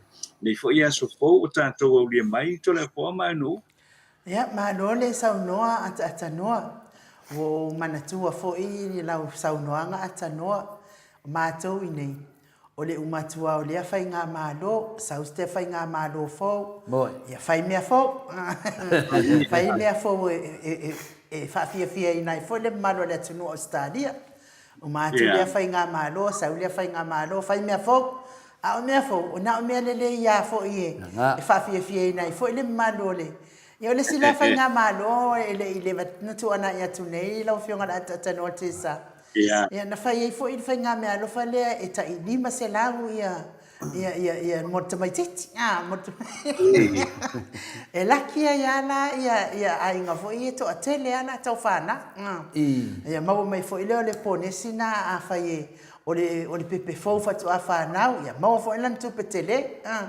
o le mea la watupu o pe wa fosil la unga mai o tamaiti ina ia maua per fa manu ia ngatelele wanu nei la o fionga la tata no wata ofia le foi fa manu ia ia watu lo tu le sta o le sto ina na to tele au na no le to fatalo ma to kale siela la fionga la tata no fa fe lo ia o lu mal fa to ia la tanga ta fa pito na te fa fe lo ia o lu mal fa to te ia fio to no le fa sa e ba tu lo ia ve lo tu lima o le wa ma lo so I for man we God is good fa fe lo ia la o God is good all the time anga ka ofi mai la ba fo yo fa manu yanga ia e ma watu pe fo ia te le ta mai tinga ko e velo ko God is good if I may not this time not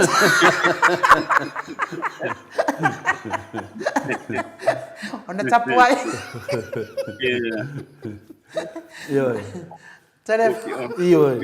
ia ala le lo le sanga ma kwa misi atoa ma le pele sa no ia tu spa ia a fa yo ele fia mo I fa lele mo I fa fia mo I fa fia no finangalo fa malo finangalo ai tele ia batu tapo ingale ile tu yeah God is good man not this time no ele fai fala na la kongo fai lo kan mai puts or no puts praise the Lord yeah malone sa no o winga fa kana elua le lui ka ko e tina inga lava nga ele ma no ile lo fa le tua ia nga ku ia la vole vai voi le sinka mai ma a voi le ia o ma kwali riulo o ma kwali fifia la vai ile tua voi le o ia wa choi fuanga na o teimi le ia fa la e kalia ka konga merele ai ka e se ka ia ilo ma me fa lele ia ka mulo ile tu e tu anga na me la le te fa ia ko ile se ko ka ko mo tsala e fa ia ko ia wa fa pena ho le no o le tu ia pena ho le no o le tu ia e le ia se va ile me ho le sa wa ia mose ma pa ma ia ele nalu skoinga mo se ko ka ko diu fo ni ngore o le nu o le tua e fa mai fa se le ka po ia pa ana de la ko e ka mai ke minga we se ia o fio to sanga le ana sa we malanga le nu o le tua ile vao se ta mo mai la ai le fo le na ia o mai e tole ele vanga lu mo se malaya lu mo se le melele ia foi o mai le tua mo ia ai fuli tua lo vo ia tangata ia o tulanga le nai ma ho fa we ia lono ia ta mai ai tato ele ia pepe me mo ile ele pese me por fio le tunu ia ai kasi a pe luanga i me ho ngale ia mo kwa ulo mat pa ko ia pe o tulanga na le ele soifua mo pa ko ile ile nei o langa tatou te ai no uma tole fo ia ona o ai ole esa o ia le kala le sko inga ia o le wifi o le olanga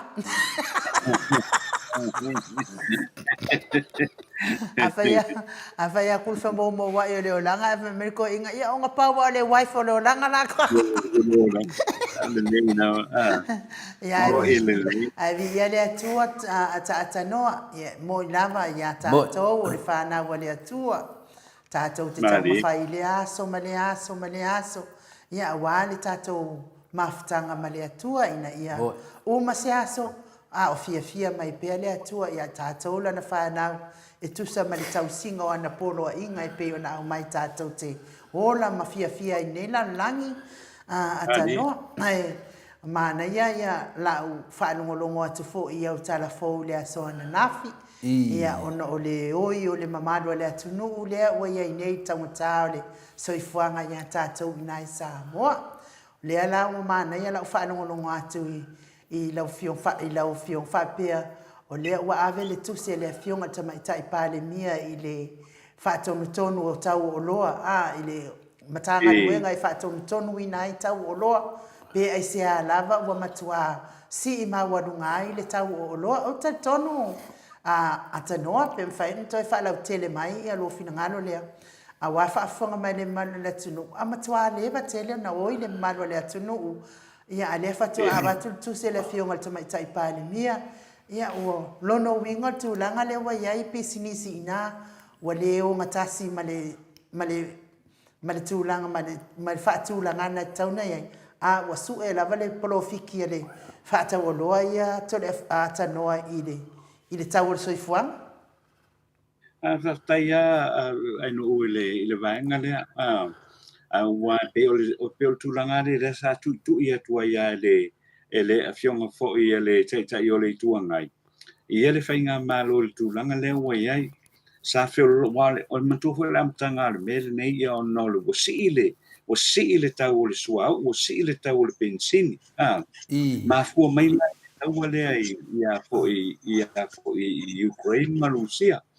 ia pe ana le fa lua masino le na le la to sau nei la wa te mire nei le wa to ta la mo na tupu ia le tau le pensin le wa matua prepa ua i la le tau le pensin to titi a o le level le sa ai le faia ka wa le ai fo ia a Rusia ma Ukraine ia le la wa ko e rifa i la le tau le pensin le o i tonu o le a fo i le tato o tonu ia o le ana o feo lo la ma le tau le fa tau le pensin e a fo ia mau mai ai e feo lo tele ia le fa na velave o le ala vala e uia la ina lu la le tau le pensin a o le ala vai fai mea i fulunga le tau le Bo i le. tau ma fai le tunu e mana tua foi ia na avatu claim mai fa pe ia o fe mala inga va lalo ia e fe ia tau mene ne la walu ia tau ala e wi foi dunga le ia foi tau ma fai tatu tunu e la o prompt tai lo ia le mai tai pa mia e le community le tau o lo ia tunu e to e fesili pe ma foi sea man ko ya o le foi ya le price control foi le i basic item foi le o le suka ma me fa pena ia fa la vai wish foi no maina ia ona in pawala o le ia pawala calculation na tato ia e le o manatu tele le vai ngale se la kopolo fi le nga o le se la kopolo fi le la o manatu ai loa si pele ta vola to lo holile ina bo polo fiti le why there is no other excuses and faiona ko le fa pe ma fa pe o le taule o le taule soa wale wai lo ma le wa mai la lo taule o le afo yo le soa lo no wingo o le levana ta tau ia ona nga yo i fo il committee la fa te fo ile fiona le tomai ta ia panemia mo ia watuai wale what me de wale to town fight ya le foto ngia fo ile se finanga lo le fiona le tomai ta pa le mia ma ka peneta e facility el committee la no tu pona la ko me fai ya le a foi ile de tele o le tunu o le tomata o le soifuanga i a foi i samone ia fa taila le o umana vele ave a ona fai so suenga facility ai pe a foi pe ai sea o lo maulunga i pe a wa o lo ya la to foi ile vaenga le wala wata tau na la to lo le ia ole alu polo fiki le we nge ia o fai business ia sa salo pe 2% ia le mele walu ai ki lo nge ia le mele walu ia e lo o makwa ke le lo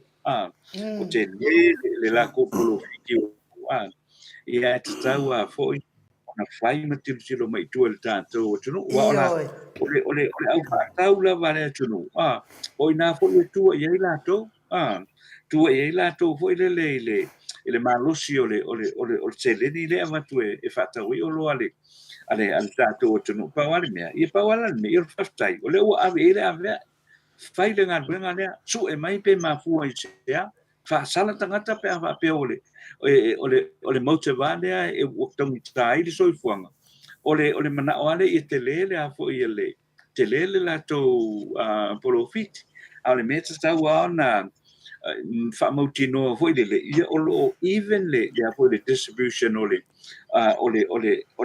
le burden ole tama o inga le tato tu no le e tau fai e fa tonton awa o tau toya o tau mafa e mo ia foi ole aru lunga le tau foi le lo o me fa fale o me fa pena o tau mafa le mere sidina na ave ia le fa mo ina ia mo fai no fa pa la vai lalo ia le tau le soituanga le ua mo tula i mai e tonu ole tato o tono ia wa pela ngona a fa pera vole alunga lava de ai rua ia ole foi tomu pai ati na e o mani ina ia tomu ele ni ia me ko lo yo pua o man pala ia o te lo le alu nge ia makau kia wa nga le wa kwai kai bu kere kele kaule ole a foi ole pusa moa ia sa lo to inga ia lu ko fa ko anga pe ia fa lo mai le manu le wai e mai ko le mo tato ai ai le to fa mo fio o la fu mo tele ai nga la nga I fa la tu la fu mo a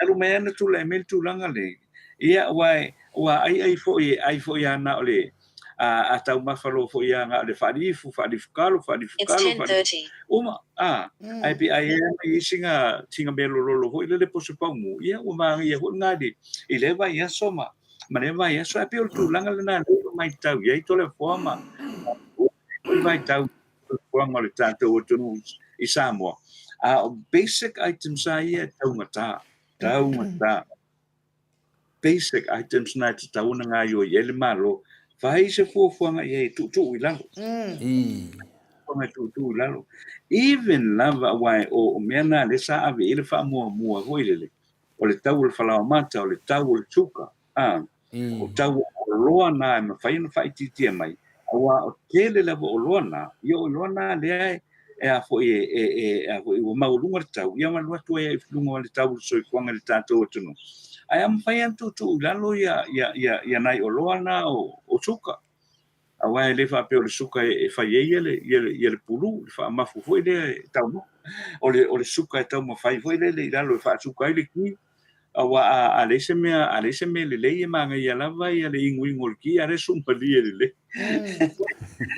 tu langa le na to le pa Malone sa no e lo fionga le ata no te sa o la ngoda fo il fia I le fa ngolongo atu le so nafi au mai au tala fo ia wa aves fautuanga le fionga tamai tai palemia pa tai fo ile fionga tamai tai palemia ai fo iwa la ngona mai fo ile fionga tamai tai palemia leo le malo le atunu ile oyo le tangta so ifuanga pa wa leo le mia numero tasi ai Samoa e mo ilava ai pe na tau lava so ifuanga e te tilo ia ia wa tau si ole so ifua malo ina ai e te no fo le lava o ilo fale ele pe o nei atu no e mana malama te le fo ilo fionga ata norte sa wa sa e ngalu e mo fo nei po le ala po le pe fa pe fo wo umo na totongi lo fale ia ia lo pile totongi e totongi le e totongi le malo le tu wai lo fale le wo uma na totongi ele pe ya o le mele na ina ya le mamalo le tunu ile fionga tai sili ia ona ua mai fo ia famtalanga mai Samoa nisi o lo ia fa be mai wa fa tau le o le tau mafaila fionga tai sili ina ia lisi uma fanua ina ia le stala nga ilalo malo me uma fa penane na fa se ina ile mamalo le tunu ai pe ele ia lava se tani mai le fionga tai sili fa fitau le ona fanua na mataulia pa wale o me mo ai va vena pele mata Samoa o le fanua ia malona masuafa fanua masuafa matai se lon fai fanua ainga ia le unia vai ku ia o ale ke pia lo vai o masuka ia e te se lo ai fanua ainga ia langa ia tapu a fanua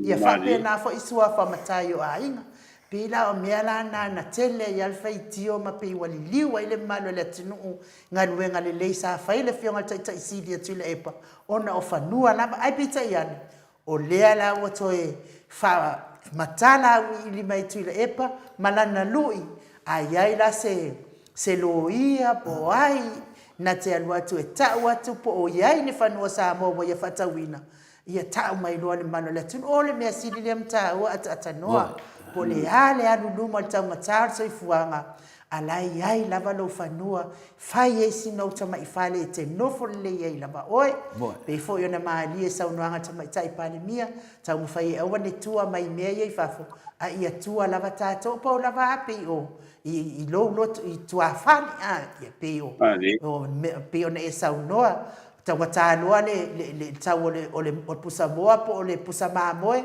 ia lo atu lo ina fa ala lo ale le povi ia manfata ia na wa ia le me sili le wa maua nai pusaisa pa o le mea o le maua la le sele ni tongi fo ile pili le ai fa on pusaisa wa li pi o la so e whaavela uma i whakaukau lola i le irunga. Saulo le Ai o su le, saulo le o le uskeni. isumu ia ka aloa e i le siku. Talo ai le situ a nga mai a kap kap e se o le kule o ka le sumu ya ka alo ka ko ia nei vai tau ia o ia le me tu le ia wale le siaso ma le siaso le tio a fai mai tala tispa ia a wa te pole le aso ata ya o malo a telefone Iyo, kamale kango ia inu wa le nga ka sauli sumwa ai kango kulo wa i doa mo speak ngale abese ngale bese na mo ido ku ko ngon falai ma kolo lo mo Ngā se te se amo kamanga ia a wau.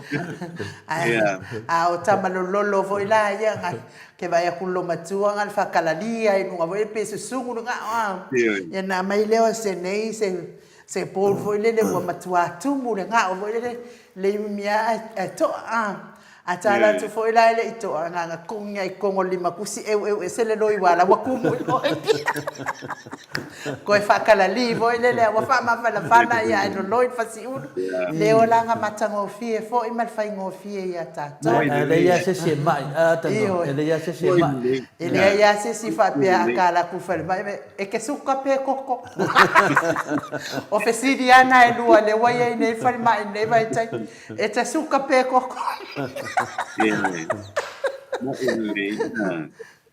No ele ia anu ia ia ole tulanga na ada tanoa o le la wa tanoa nei tulanga na ia te awaia e ma faina sai lalo tau o pinsing e alu e nunga ka o pinsing ma ko sai lalo so se tunu wa fa pena e le a fa inga e fua na e le ka o so fua a mele sa wa ia le ka ka le so fua nga ka o me ai sa kwa pinsing ia sa kwa i so o mal pinsing ia le la wa sa ngai dan pinsing o le da ba pinsing ka ka ka kwa ia ko ala ko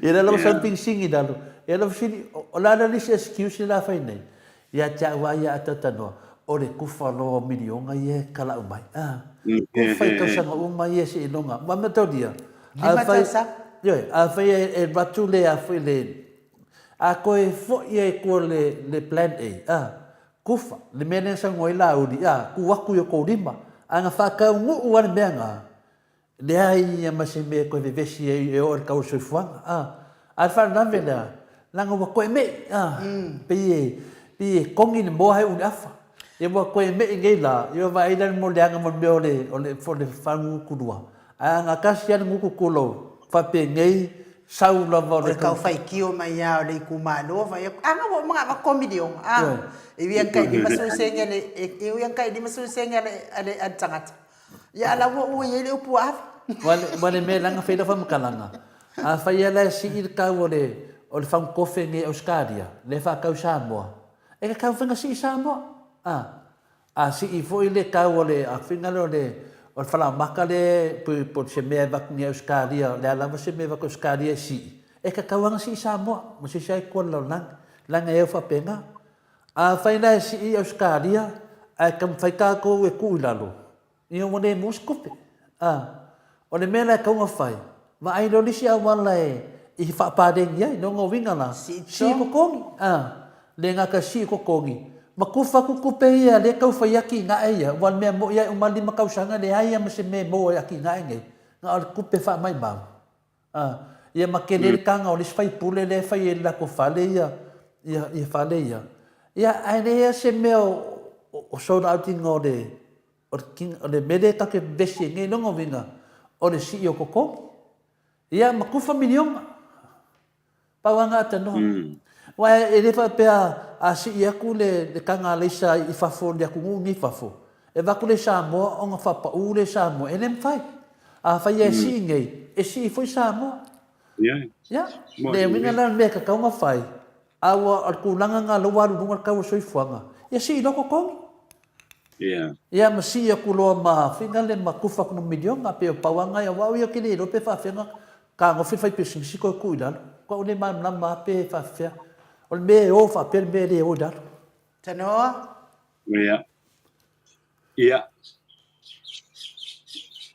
Tula fo. Ia, lea ia e sisi me te toi fia tanol ta upu lea para saula tato telefon. Ya okay, fafta ya ile wale e a fo e tulanga la mai ai e a fo ile tau le soifuanga le ya ile taimile nei o au ya o te famu ia le vaenga le si vaenga le a fo ile le to ia po le a fo i fai o la fumanu o la fumoa o la fu pua ia o povi o tulanga umalama fa pena se tau ma fai fo ia la wai wala ki kirongi ia o lei ai tu sino nei lei la no ar tau lei a foi le no wa er un en market e mo kau kier kau fu lei ala o ye ile a foi le taimile nei no va pe ai isina so soni is so na mo mai ile au fai fai ba ia le fa na la o la si ir kau me ia o ma fu mai le pinsing le tau o isi tau mafa ia mai si o loa ia ma fu mai pinsing o ia o si e fo i lunga ma tau ia o a fo ia ia le Kau foi ngasi ilungar kawan bangap.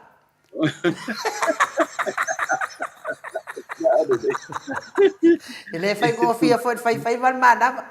Ia awai i me foi ia ki kirongi ia sei moulungi la ia tangata ia i le aingal tai i fe foi i manono ma polim awala a fe moulungi kamanga nga pa wale me ki kiro ku ia i o me papa e vo i o vai ala mo o va pe o la se leva o ka vai ngi ka vo le mas e masani le i faiva ia fo i le ia fo i no o yo seu ka ke o vo ia wi le malo si le mana vala i e pe la mane e lo fai tuanga ia e ana la ka o si lunga mana va ia o no le o la mo o mo kwa mo ia wa mo ngi kama pero que o foi le o le tau finga o le manava voi le alu la roma ko sau ya alu ya wa la ko se ka ko como sabe penga le castiale mingu ke ko e mangu foi a ka mai a ola so le e mai lunga voi le sau mar ku ia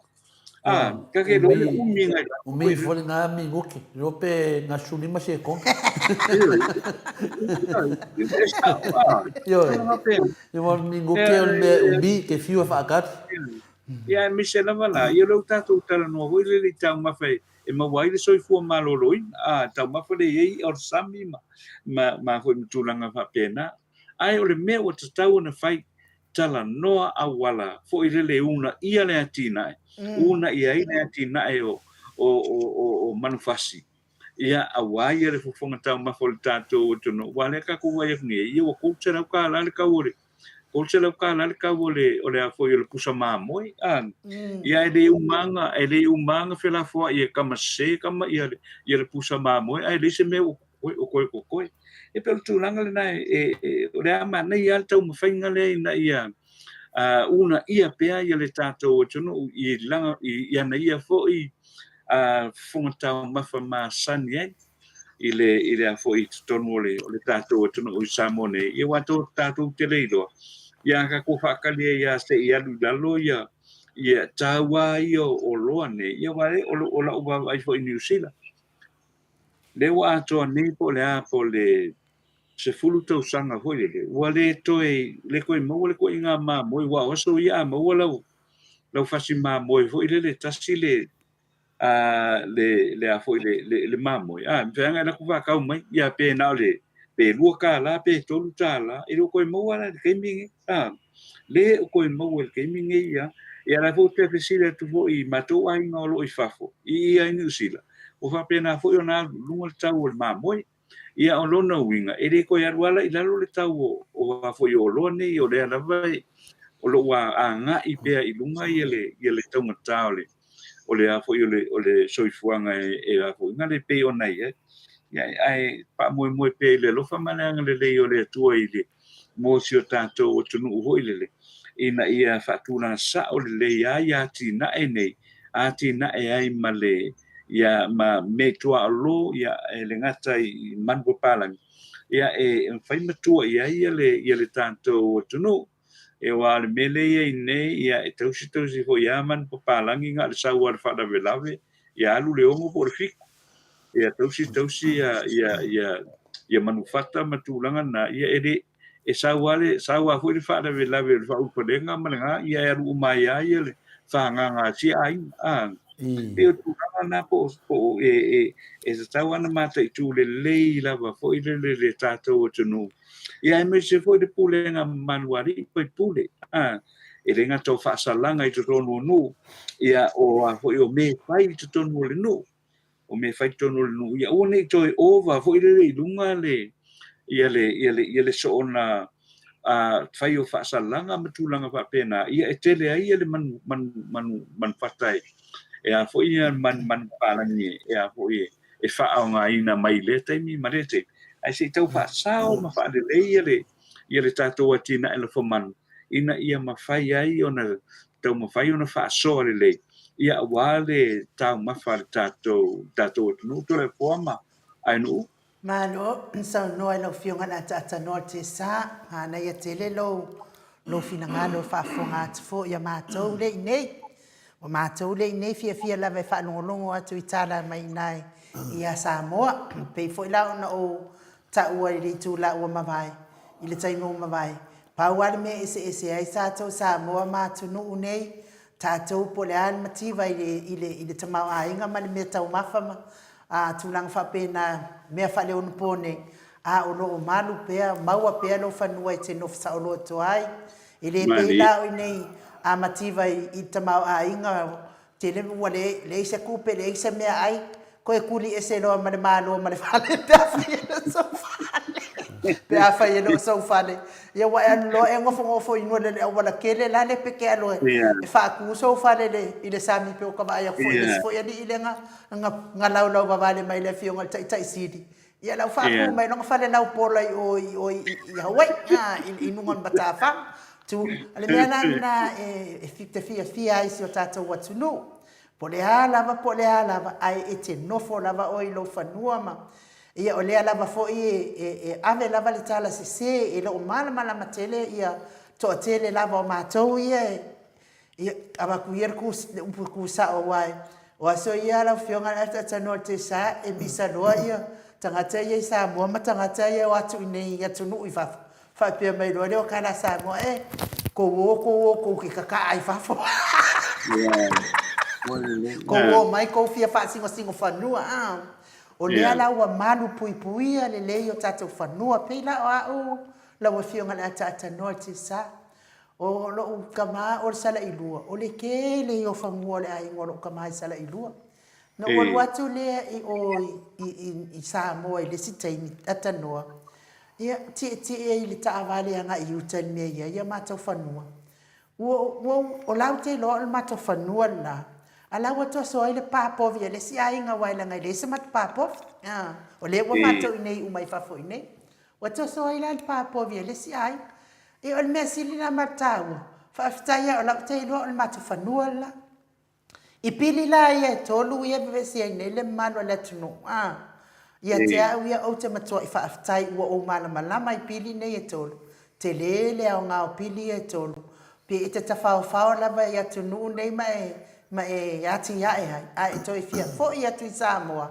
la lava e te alu atu e te alu lava o a whaasino le whanua o louta maama loutina na e maai ai koe whaakuri le ia ngā lo whale o masou fale po ani o me fai toi fai sau maumanga pe a fai te toi fia fo i Samoa atanoa na i lo le toi fo ia tui Samoa ia ua whaakud pai mai le whanua ua le mga i kakai whafo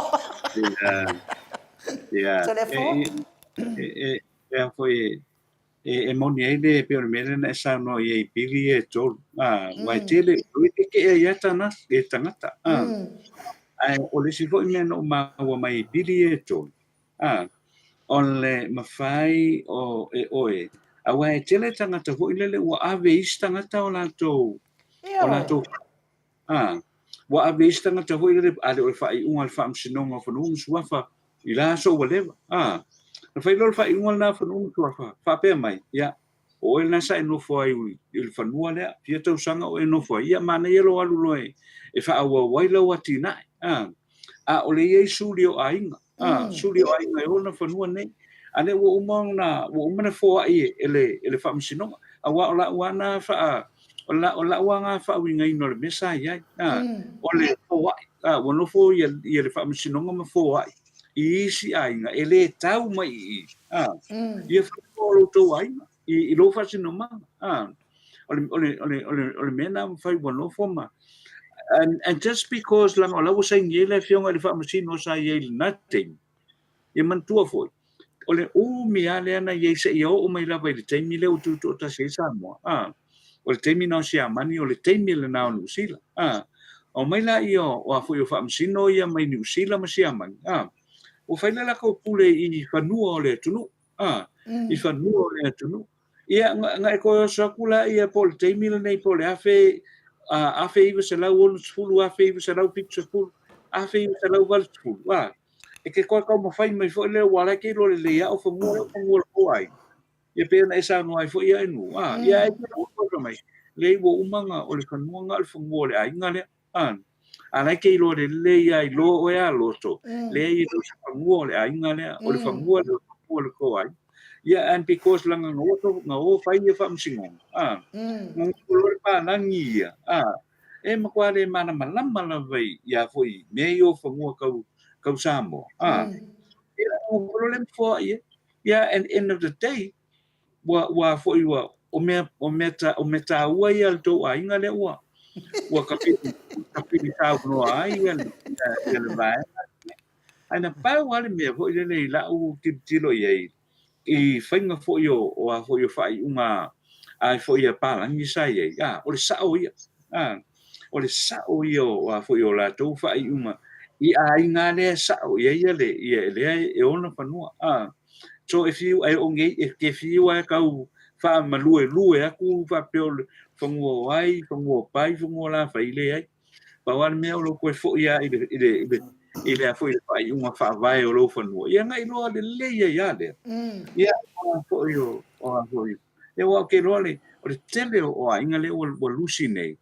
O ainga fo I le sa wala to fanua le la o fai nei fa ai unga ia le o te ia o le lo aku la to fanua ia ole fionga ia tole foa ia e mana fo ia me le e tau turi atu ai fo le fanua ma tulanga fa pena ia o te whaafitai au ia wale e whaafitai sa whai le ngā ruenga ia atua o le fionga tole foa le lava o lo o mau tu lava telefo wa fale tonu mai fo le internet ko sanga o mo lai alfa so longa pe do so longa fe ata no orka o mai ya vai eu mai lo ya telefo pe no mo le o mana ya sa no anga le fionga ata norte sa ta te fia fa no longo na vai tala mai Samoa ia ai ona le fale tonu ia lo ko so mai ko ina no ya le ai no pe mo ia kwa ya lo ko sa tano adano no whaafitai telefo ia no mo lo ya fa so longa lo sa nga pe no mo le pa wa sa no anga tano ia pe ole tulanga na pe ole funta ua le sunga ia inu ia le vaenga le o tula fono pe ana o faia tu e tele tangata te ia ai da ula vai ngo ko elwa kungi la tu eu kilo le ia tula fono mo fai tau vaenga le tula fono le la uka mana mai e ma faia ava pe o se maka upunga I loa ka fer ko fangua pole se lauto sanga taluai ia ona mai na to e lo ke ele foi ele fa mtinonga ele temila ne pawane ave fa le ia lautalo sanga le presidente o fa mtinonga fonu so fa nga ko nga inone so ia lau mata upule e fa le ia tu ni au mau ie e fa mau tu ia lautao fin belete e te fina ngalo o le mea ngā luke fia ia uia. Ona o le una fono le utoi whaafo I tua. Ai leo whaape mai, la kuanga ka mai le rafe I salau wansfu. A whaape ke e reise mea ia longu inga o reise oi. I to I whanua na. A le mea nau te fia ia uia tūna fono. ua mawhai ona toi la ngā mai. Ia mata upu sa tupu mai le salau tau sanga mo tupu talua. Tole fua mai no. Mo ene le. A o le i watu le awanoa le fionga ni tapa whasina i ato le fua ata tanua. Ia te mana ia i o lau saunuanga na i mea tau whanua. E pei fo iai fo i mā tau whanua. O mātou o tele tau tala tele la i mea le ai o whai atu lau tana. O lea lai no nofo i atangata nei. Ma le wha upunga o le whanua ainu o le ainga sa ainu Ni na ngata mai e le na o tana pe ona e sau noa wha apea pe fia lau pe fia tau sang o la lava e nofo atangata ia lai o le ngoa na whanua ia uile ia la tua tu ia to le fo Maro, lewa e o tonu ala sau nanga ata noa le vaenga tāua lea. Ia o lewa tātou fitu wha, ia tātou wai, le whaafunga maru lea tunu. Ona o tūlanga ia na lea i pili e tonu. Paua le excuses lea mai i whina le fast. Pai mai o le whaatope tope. O le whai mai o le whaatope tope. Ai le ai lama se mea whina leo, al whai mai whaatope tope. Longo winga le anmenta. O te o tele whai al vanga le te loa le i le vanga le fast. Ma tangata ia e talanui whanua. Tangata whina le ala e le ni whanua usi o vanga ia. Ia a o lato vai su lea o le whaavive singa ma le whalanga ina. Ala e no nofu le nei a tangata ia e whanua. Tō tele la o vanga ia. Lau wasa whina le maua le la mo. Lau wasa le mafofau le iai nei. Le ai whaase se ina ia le mamano le tunu. O le mele na le te tanu mea te tanua. O lo whawhetai na ave le fionga le te sili atu le epa. E ana whina o te tari tonua ia au ia. I mali maoto Samoa vi ingo le tua. Ia mali tātou pokarami ne tā Maleifua mai Samoa ma Australia. O tu le epa. Pe o se o te whātu saina nei tamā o se tamā alofa te le tunu. Ia e le ia se ato toa. Le ia se ato toa. A o le whai unga na whai e tu le epa ma le vainga ia. Whātu stusat. O lea wa malu. Lea wa sau le approva le tamaitai palemia wa malu. Whapena fo ia le minsta o whina le o le iei nei wa malu whanua le tunu. Wai na whaia. O tu le epa. O le whainga malo a tu le epa. A lenga ngana mai ai a lato wa malu whanua. Ai pangalea e sono mua i tangata leanga ia e whaaleanga ma whaaleanga. A le wa malu tatu whanua. Wai o la e mea la ma whaina whai pia whapea wa whaale tonu whanua le tunu. Ia tu le epa. Lea sa lato whaaleanganga ai le HRPP ai mese lewa ni neita maa. Lato whaaleanganga ai nei meo whanua. Ia lea wa tato fia. Sono mua i tangata ni e te ia tu le epa. A le whai e tu le epa me le lei mo lato. Pela wau. Le vinga na whamtalanga at noa. E na watu lai man whawhita hauri leo whanua. Sa makua i nangonga na mawhawhau. Wa le ai se hau mo Samoa. Wa le ai wau. Man whanau. Man mato ainga. Wa motu mato. Ai vai. Tā pena lava e tu le epa. Mō tangata uma. Tangata no nofo i whafo. O tangata ia ke e ia tu le epa le ngofo i whafo. La tau te le o malama le anga le leo tu le epa. Le lofo ni te tai. Wa ana wha pe tu lai mai tai o le whaas le mea nei. Woki kako. Le ana wa mai nei. Pau ana la tau tala le whai nei e whai maalo whanga. O le whatope. E kau kawa le la tau wha le anganga o tu le epa le teme le palota. Pau ana. E leo kau kala maskai kai o le whaas wha pia ua. Whare kongu whangua. Ngā o singa excuse sa whaina le. E kau ngā wha pele i tangata. Wa ola kou ia ngā wha le anga le atunu. I whanua. E lea lawa e mwefo leaka. Malu pupuia whanua le atunu. Ia lea lawa ku kou. Lea e kau ngā whai e wha se e tangata. O pili ngai ngā whai wha kope. O le whesiri la. E le lei pele anga. E le lei. E ei whai wha kope le lei. E ei whai wha kope le anga. O le whesiri la. E le lei. Ia. O le mena na, le whai mai, le mato e su e lua vai tonu. E ala lua vai tonu. Wa whini polo misi whai mai a mato atu loa su en melia. Mato atu loa su en melia. ma tu atu roa su el media. O lo fa wau pele pe pelo ni tanga to lauti. Mena na le fe to lo fa mtana nga fe ngale ata tanoa I fanua. Ia le wa ta ua o se fifianga ia tau o latunga. Ia me ia le loa nei fa na wi no foi fafo. Ai o lisi tama mo umon ta pena uma ia me uma. A wasi ana fa na ula o fafo. Na o e su e mese manuia la inga. Na o e whenga renga su e mai se manuia o na ia inga Samoa. Ka ngole sto ina fai whamisnonga atanoa. Fai el to ina whamisnonga. O ma fai whamisnonga ala e halu sionga kari I posa ngā whinge. Ngofu fafo. Wa luas fukau sanga ngofu fafo. Wa kōrits fukau sanga ngofu fafo. Ko e saure ko kongu. Wa ese fōringa tangata ia no fulai na par mele sau noa inu. Wa kene kangaka ngofu mangei. A le mea te whaftai e tātou mātua. E rei no fuai. Ioi. Lo ke ia lo laku whamisingonga. E koe su e aku pepa. Sole. O le mea wa levanga whai e siau ta māmo oi. Lai loa ta adi whafu e kere arke ka. Ngare ki su e manguia. A lewa e fo ia tu te tono o Samoa. Wa ese tangata ina nofo matou fale, matou fanua. Ia e ke wa su e aku pepa. O lai e iei le iei le mo umana wha pepa le toina. O le mea lawa tupu. Wa e laku ngelei I whalwhamisingonga. Ai whai mai whamisingonga. Wa umma whai whamisingonga le mea na. O whea oisane. A whawhea pepa ia.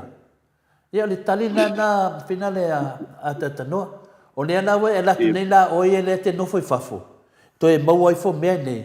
Ia le ala tono ana e tā wai piri ia. Te taulana fie tātou I e fafo. Ma whaftai atu le epa. Ai vai le poko tangata nei tau whasese. E o mai a mātou I e fafo o mātou ma te nofo I fafo. Mātou te leo no nofo I Samoa mātou te loa. O le mele ta tauna whai e whai au ma tangata I fafo. O le vava aile lei. Po aile whai ngā mālo. E manu ai nātou ia masefe ia whanua whare anu ma le numanae. Ia, o le ala se le whai ngā mālo le lango tangata nei. O le whai ngā mālo le chapipi. O le whai ngā mālo le lewa manu ai le tunu. Manu ia I Samoa. Ia, mele vaanga le nita te momoli ala o whaftai I whina le whaapitoa le fionga te sile tu le. Pala e sile fia me. O mea umasa wa fia me. Ia, e mo ila vetuai tali a fia me. Ala sa wai fie me mai. La u to ai pa no me te ai. Misi atu le pa nei lima tau sa. Ma no sa no til e a telefon ai mo senti matoka. A fai sa fa apo liuli lo tabama lo tina fa na mai ai oi.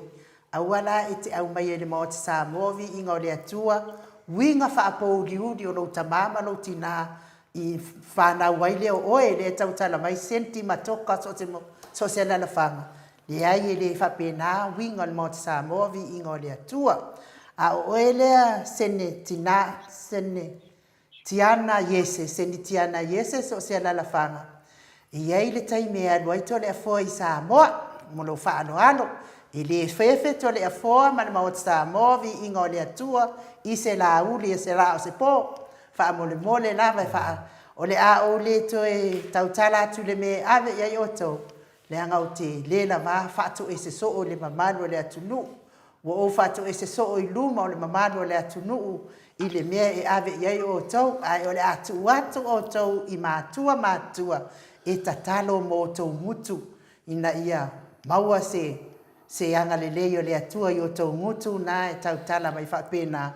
Ya oelea senitiana yese ma oelea kenti matoka lea sa fa pauliuli o matua mawai oe ya awate au mai matele fa pena ilo wava malo fa alo ai ole apoloka fo imalo nguku mali polo kalame le maut Samoa vi ingo le atua telefo atanoa ya fa malu lua tu lava wa oso mai fo ia au ke volo ale fast luma ya malo ya sa no atanoa ya le malo fa sai ya le o vai tu te ale sukas ya le pe tatuanga I lo tatu terapo ya fa wo penel por kala mi se fa mai el ni ya I ale sa telefon fi Italia tu al mele ata no fa mon mod I tangata ia fa mai e alu telefon I Samoa ta mo ata no mai I lo fale mai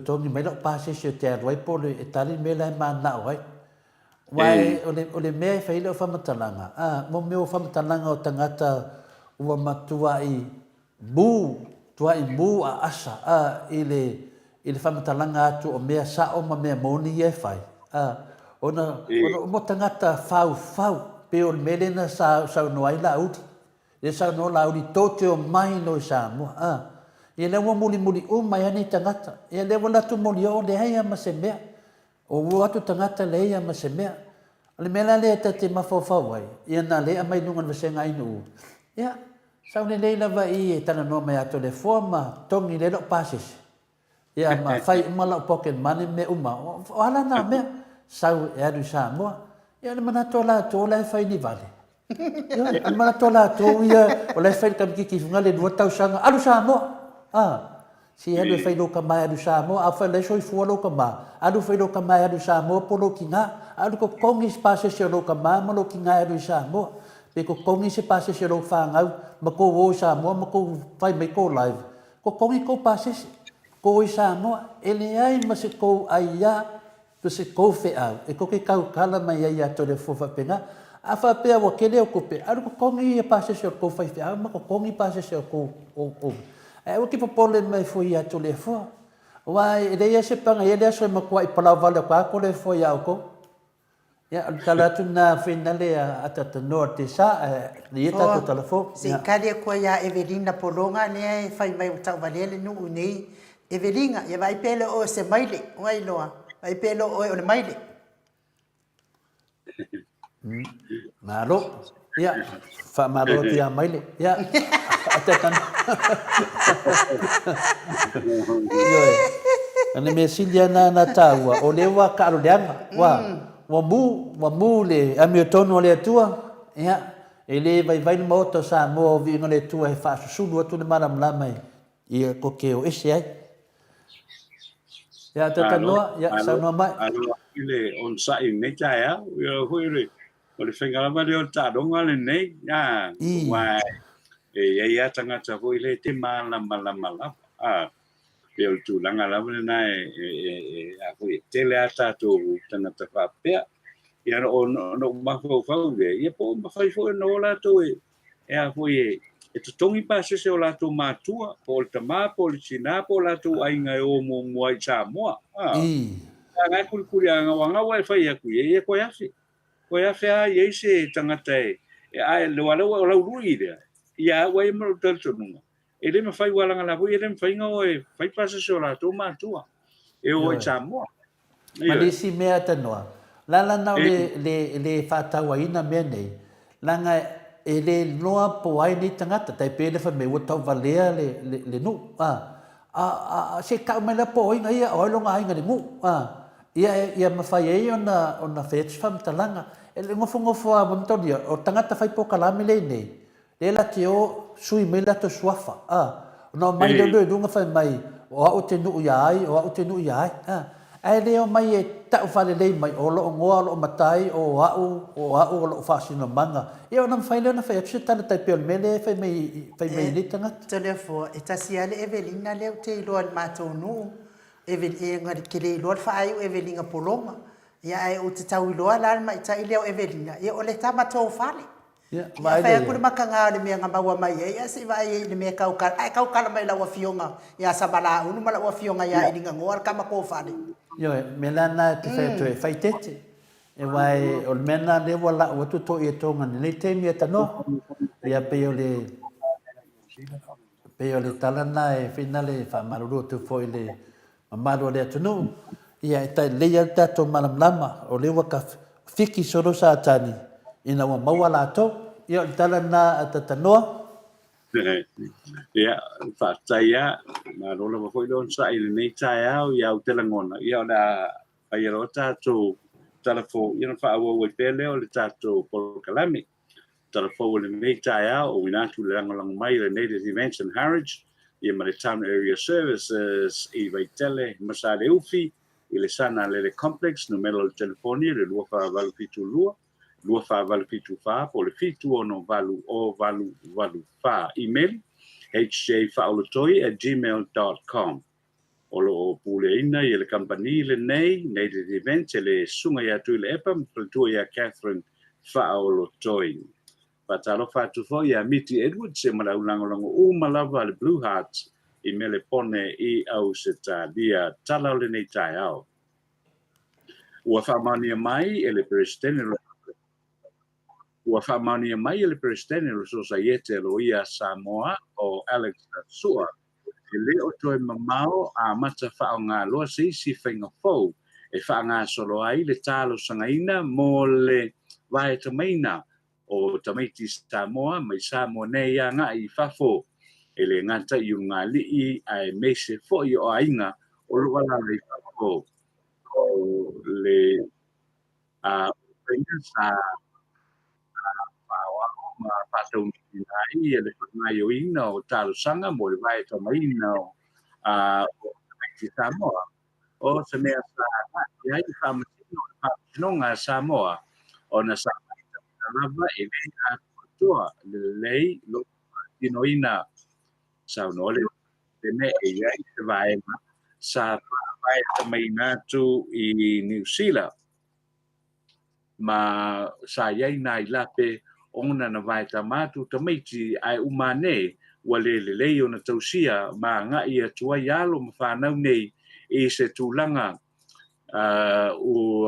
o iei nei tamaiti i whawhi tauli i ola tu soi fua tupu ai New Zealand o le atu ngalunga mawalunga o le whamasinonga o le vai tamaina foi o tamaiti o le atu lai mai iei nisi whawhi tauli e tele mo le lumanai ma ua ma awai o te tau nei fo i ona whao popo iai malipoti mai le mtanga luenga o leo ma whare pui mo mātua ai le ngata i lea o mātua o lo tau mawhai e vae tamai natu iai nei tamaiti a wā i le wha mautinoa ina pea o le whanau o le awatu, o le wha moe o le wha amsinonga i e saonga le mu, ma tausia le lei whanau o lo vai tamaina i whafo ma lato maua pea le saonga le mu i le lato tupu ai o le taimi nei e tolu masina ma avani le wha amsinonga i a mautinoa le lei ai i o mai e le lei e suenga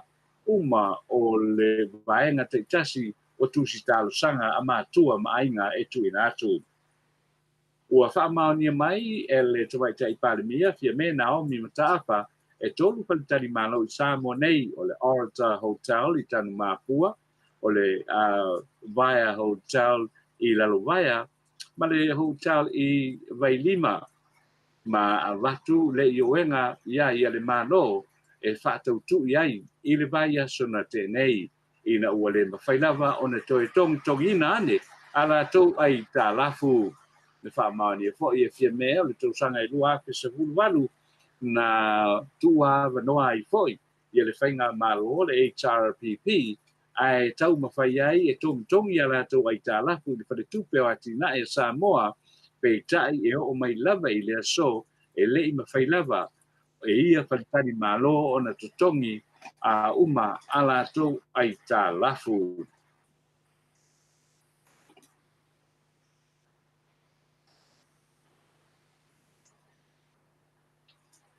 E ui la e le pe ona sano fie me o le whalitari malo o lo tilo ne iai e le malo o le whalitari malo lea o le Sheraton Hotel po le Aggie Grace Hotel and Bungalows lea o lo o iai ana ai tālafu i le whaletupe o ati na e o Samoa ma o le ale ma whailava o na whaia iai se whaai unga se ilonga ua maua uma e le malo le tongina o ana ai tālafu o ana tupe maua ma tupe whaalu ona fatoa mawhai lea ona manino iai ia se whaai unga ale malo na nonoina le whalitari malo o le Aggie Grace le 5 miliona tala mai le whaletupe o ati na e a Samoa ma sa sainia au tulai mai le whainga malo le HRPP petai ua mai o na toi whaatau atu iai i ni tangata whai pisinisi mai saina o popo voi fia me o lo fia mala lama ia ma ka peneta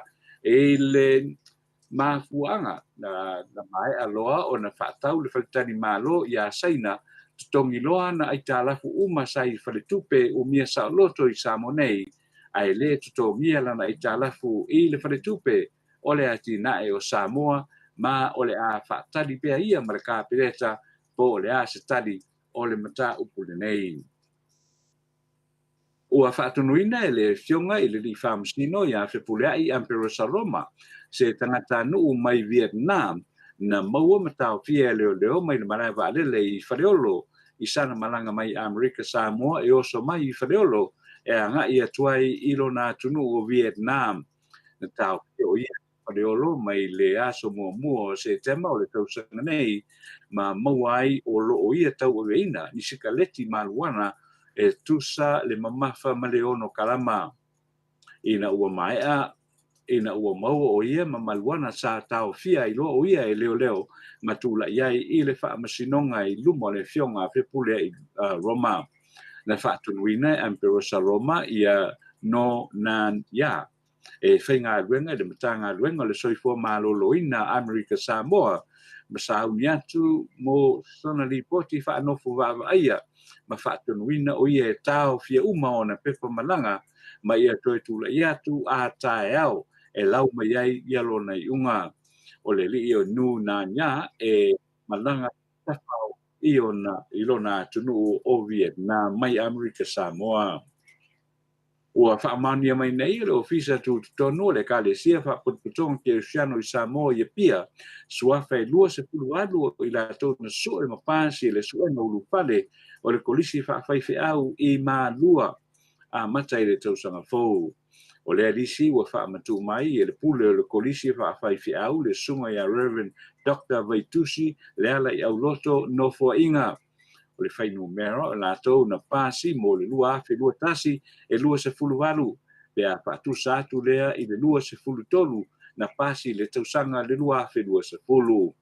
O le vaenga o lātou na pāsi e se fulu lua na pāsi mai Samoa, e ono mai New Zealand, walu mai Australia, ma le to lua mai Hawaii.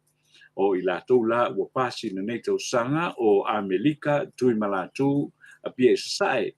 Asia tauti epa o Queensland, Clifton Sae o Aukilani, Asen Yasio Whanolua o Vaimonga, o Whaitaunga, Whaitunga a Loaina a Maalua, o Whalitolu Tuisunga le Tawa,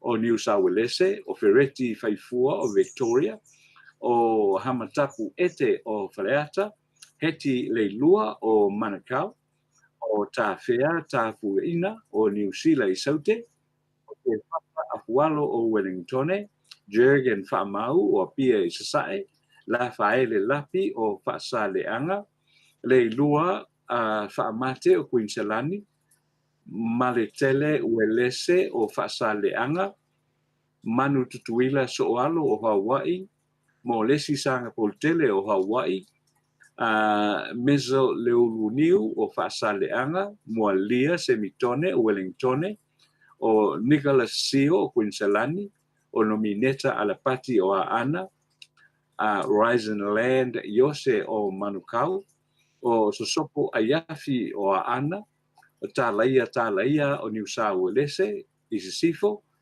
Vita Arona o Malua, Toi Upu Kaisara o Aana, o Tuifao Masani o New South Wales, ma William Finau o Victoria.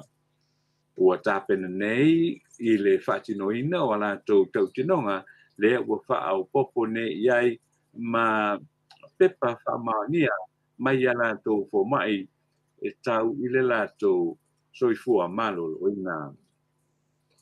E walu se fulu afe tāla se lengi na po ia le laulau ua le whaamai whaamamatoto a Samoa ina iai se foa I se lua tanga tinao le kalesia whaapotonga ke Rihanna Samoa ma le auso whialo whania le kalesia me totisi kona Ferenisia Samoa mo le tausanga le nei lua afe lua se fulu lua. Ua le fitu se fulu afe tāla mai le mafutanga a tina le whakasa mo a o tau whai ui le fontele a malua I le masina na se mawai atu. o le isi me alofa e mai le maftanga le uso fe alofani le kale si me tutisi le foi na lato ave le lato fo ai a ta u fai u foi na fo tanga tele o le nei tau sanga au tau au ina nei me alofa i le fale mai o matoto o le fionga le minsta le matanga luenga le soifua malo ina lua fanua ta fito sele sa awai i lea sauninga ma ia poli moli ai le whaafetai e whai masui o le malo e whaafetai a lea me alofa a wā le whaangai o ia o lea whane mai whaamamato i te mine ia tu sa lau iwa se fulu kase o loo whaamamaina o lātou toto i whane mai o mototua ma sa vai ai ua whaamauti noa mai foi wo atu nei i le 5 se lau ngase o le a mata foi o na whaamama o lātou toto mo le soifuanga a toa i se teimi ele o toi mamao. Tala nau mwhai una tu whaatasia ua foi lau whaaponga mai i le nei tae au manu te reina fuafuanga o le nei aso. Ano, whaaftaitele lau fionga le ata noa te sa foi ma tātou talafou i le nei tae au, walongo whaatutuila le whaafonga anga le mamalo le atunuu. Ia a o e sau noa wale a mai o talafou i me o tupu le atupu, tau tupu si o tātou atunuu whaapelipele o Samoa. Ia ngalilei le atua i lau fionga le ata noa te sa, maua pealo malosi, maua lo soifua malolo ina, wa lava le tautua ino le mamalo le atunuu, wale ngata i Samoa, a o le whaafonga atua matua, i atunuu e mamao, ia tua se tafa o lalolangi o atia ile, malo se le unanga tatou pokalame, ia atanoa, te taritonu pe yesi sim ta upo e te fia tala noa iai, ia a leo baba iatua, luas fulmaltasi minute, o te aile i tu la iva, ia mātou inei, ia e mātou lea manoa e te yesim ta upo te fia tala noa iai, ia ma e wha mawai mai foi pe lau fionga le atanoa te sa? Ia, ua le lei whaftai a anu ule nei tae au, ia o telangona fo ia, o umatu ho ina umta upule nei tae to mo ia le te ava no le foi fa pe nei le tae au ena ia o na fa o le o le tato fa tan no ia wala ma foi mata upu ia o lo fa pe na ona tu lai mai pe ia e tonu ia o le tato o tu no ai ma ro fa ia no mo le tato ma tanga ile a foi nei tae au ia ai whamanui mai le tua e le ngata o fuafanga fo ia le afionga ia tole fo ma lau sunga o le nei aso ia ma sunga ia mai ia whapena fo ia le tapua inga le tātou o tunu ta māmatina mātutua o le loa le tātou o tunu ia i la tō lo i runga i upenga te whailangi le YouTube ma le api o fo linga whamanu te leina ia le tua i fuafanga le tātou o tunu i le nei aso ma lau sa inga ia a le tātou o tunu au ai o te masalo ia o le a whaifa pena tonu o le a tātou whelo ia i le aso a tae au ia pe a watu iai lo soifua ia lo tau soifua ia ai o so mātou wola ia ma le e fo se tūlanga fo i le tau tamari i lau whaafufonga ia i sa mātou whaamtalanga mai Samone ia lako i ngu le ainga whaafau mai a o lofa o le atua i lunga le tātou o tunu i le nei aso ia mo sa tātou a manoa watu ia i le aso a tae au ia i le fia ma le oli ia ai whaasoi fo ia lau fionga tole fo ma lau sunga anu o le nei fo tae au. Papena fo i lau fionga le ata noa te sa manuia te le whaiva matiu te le nei aso ma te alolofa te le atu fo i mo lau fio whapea fo i whaltua ma no whaalo tātou whailoa i le aso a tae au ai whaasoi fo ia mo nei taimi. Ia, whaasoi fo ia. Lua sifunu ma le whame lute ua te ai nei le itu la e iwa i sini Australia to le foa.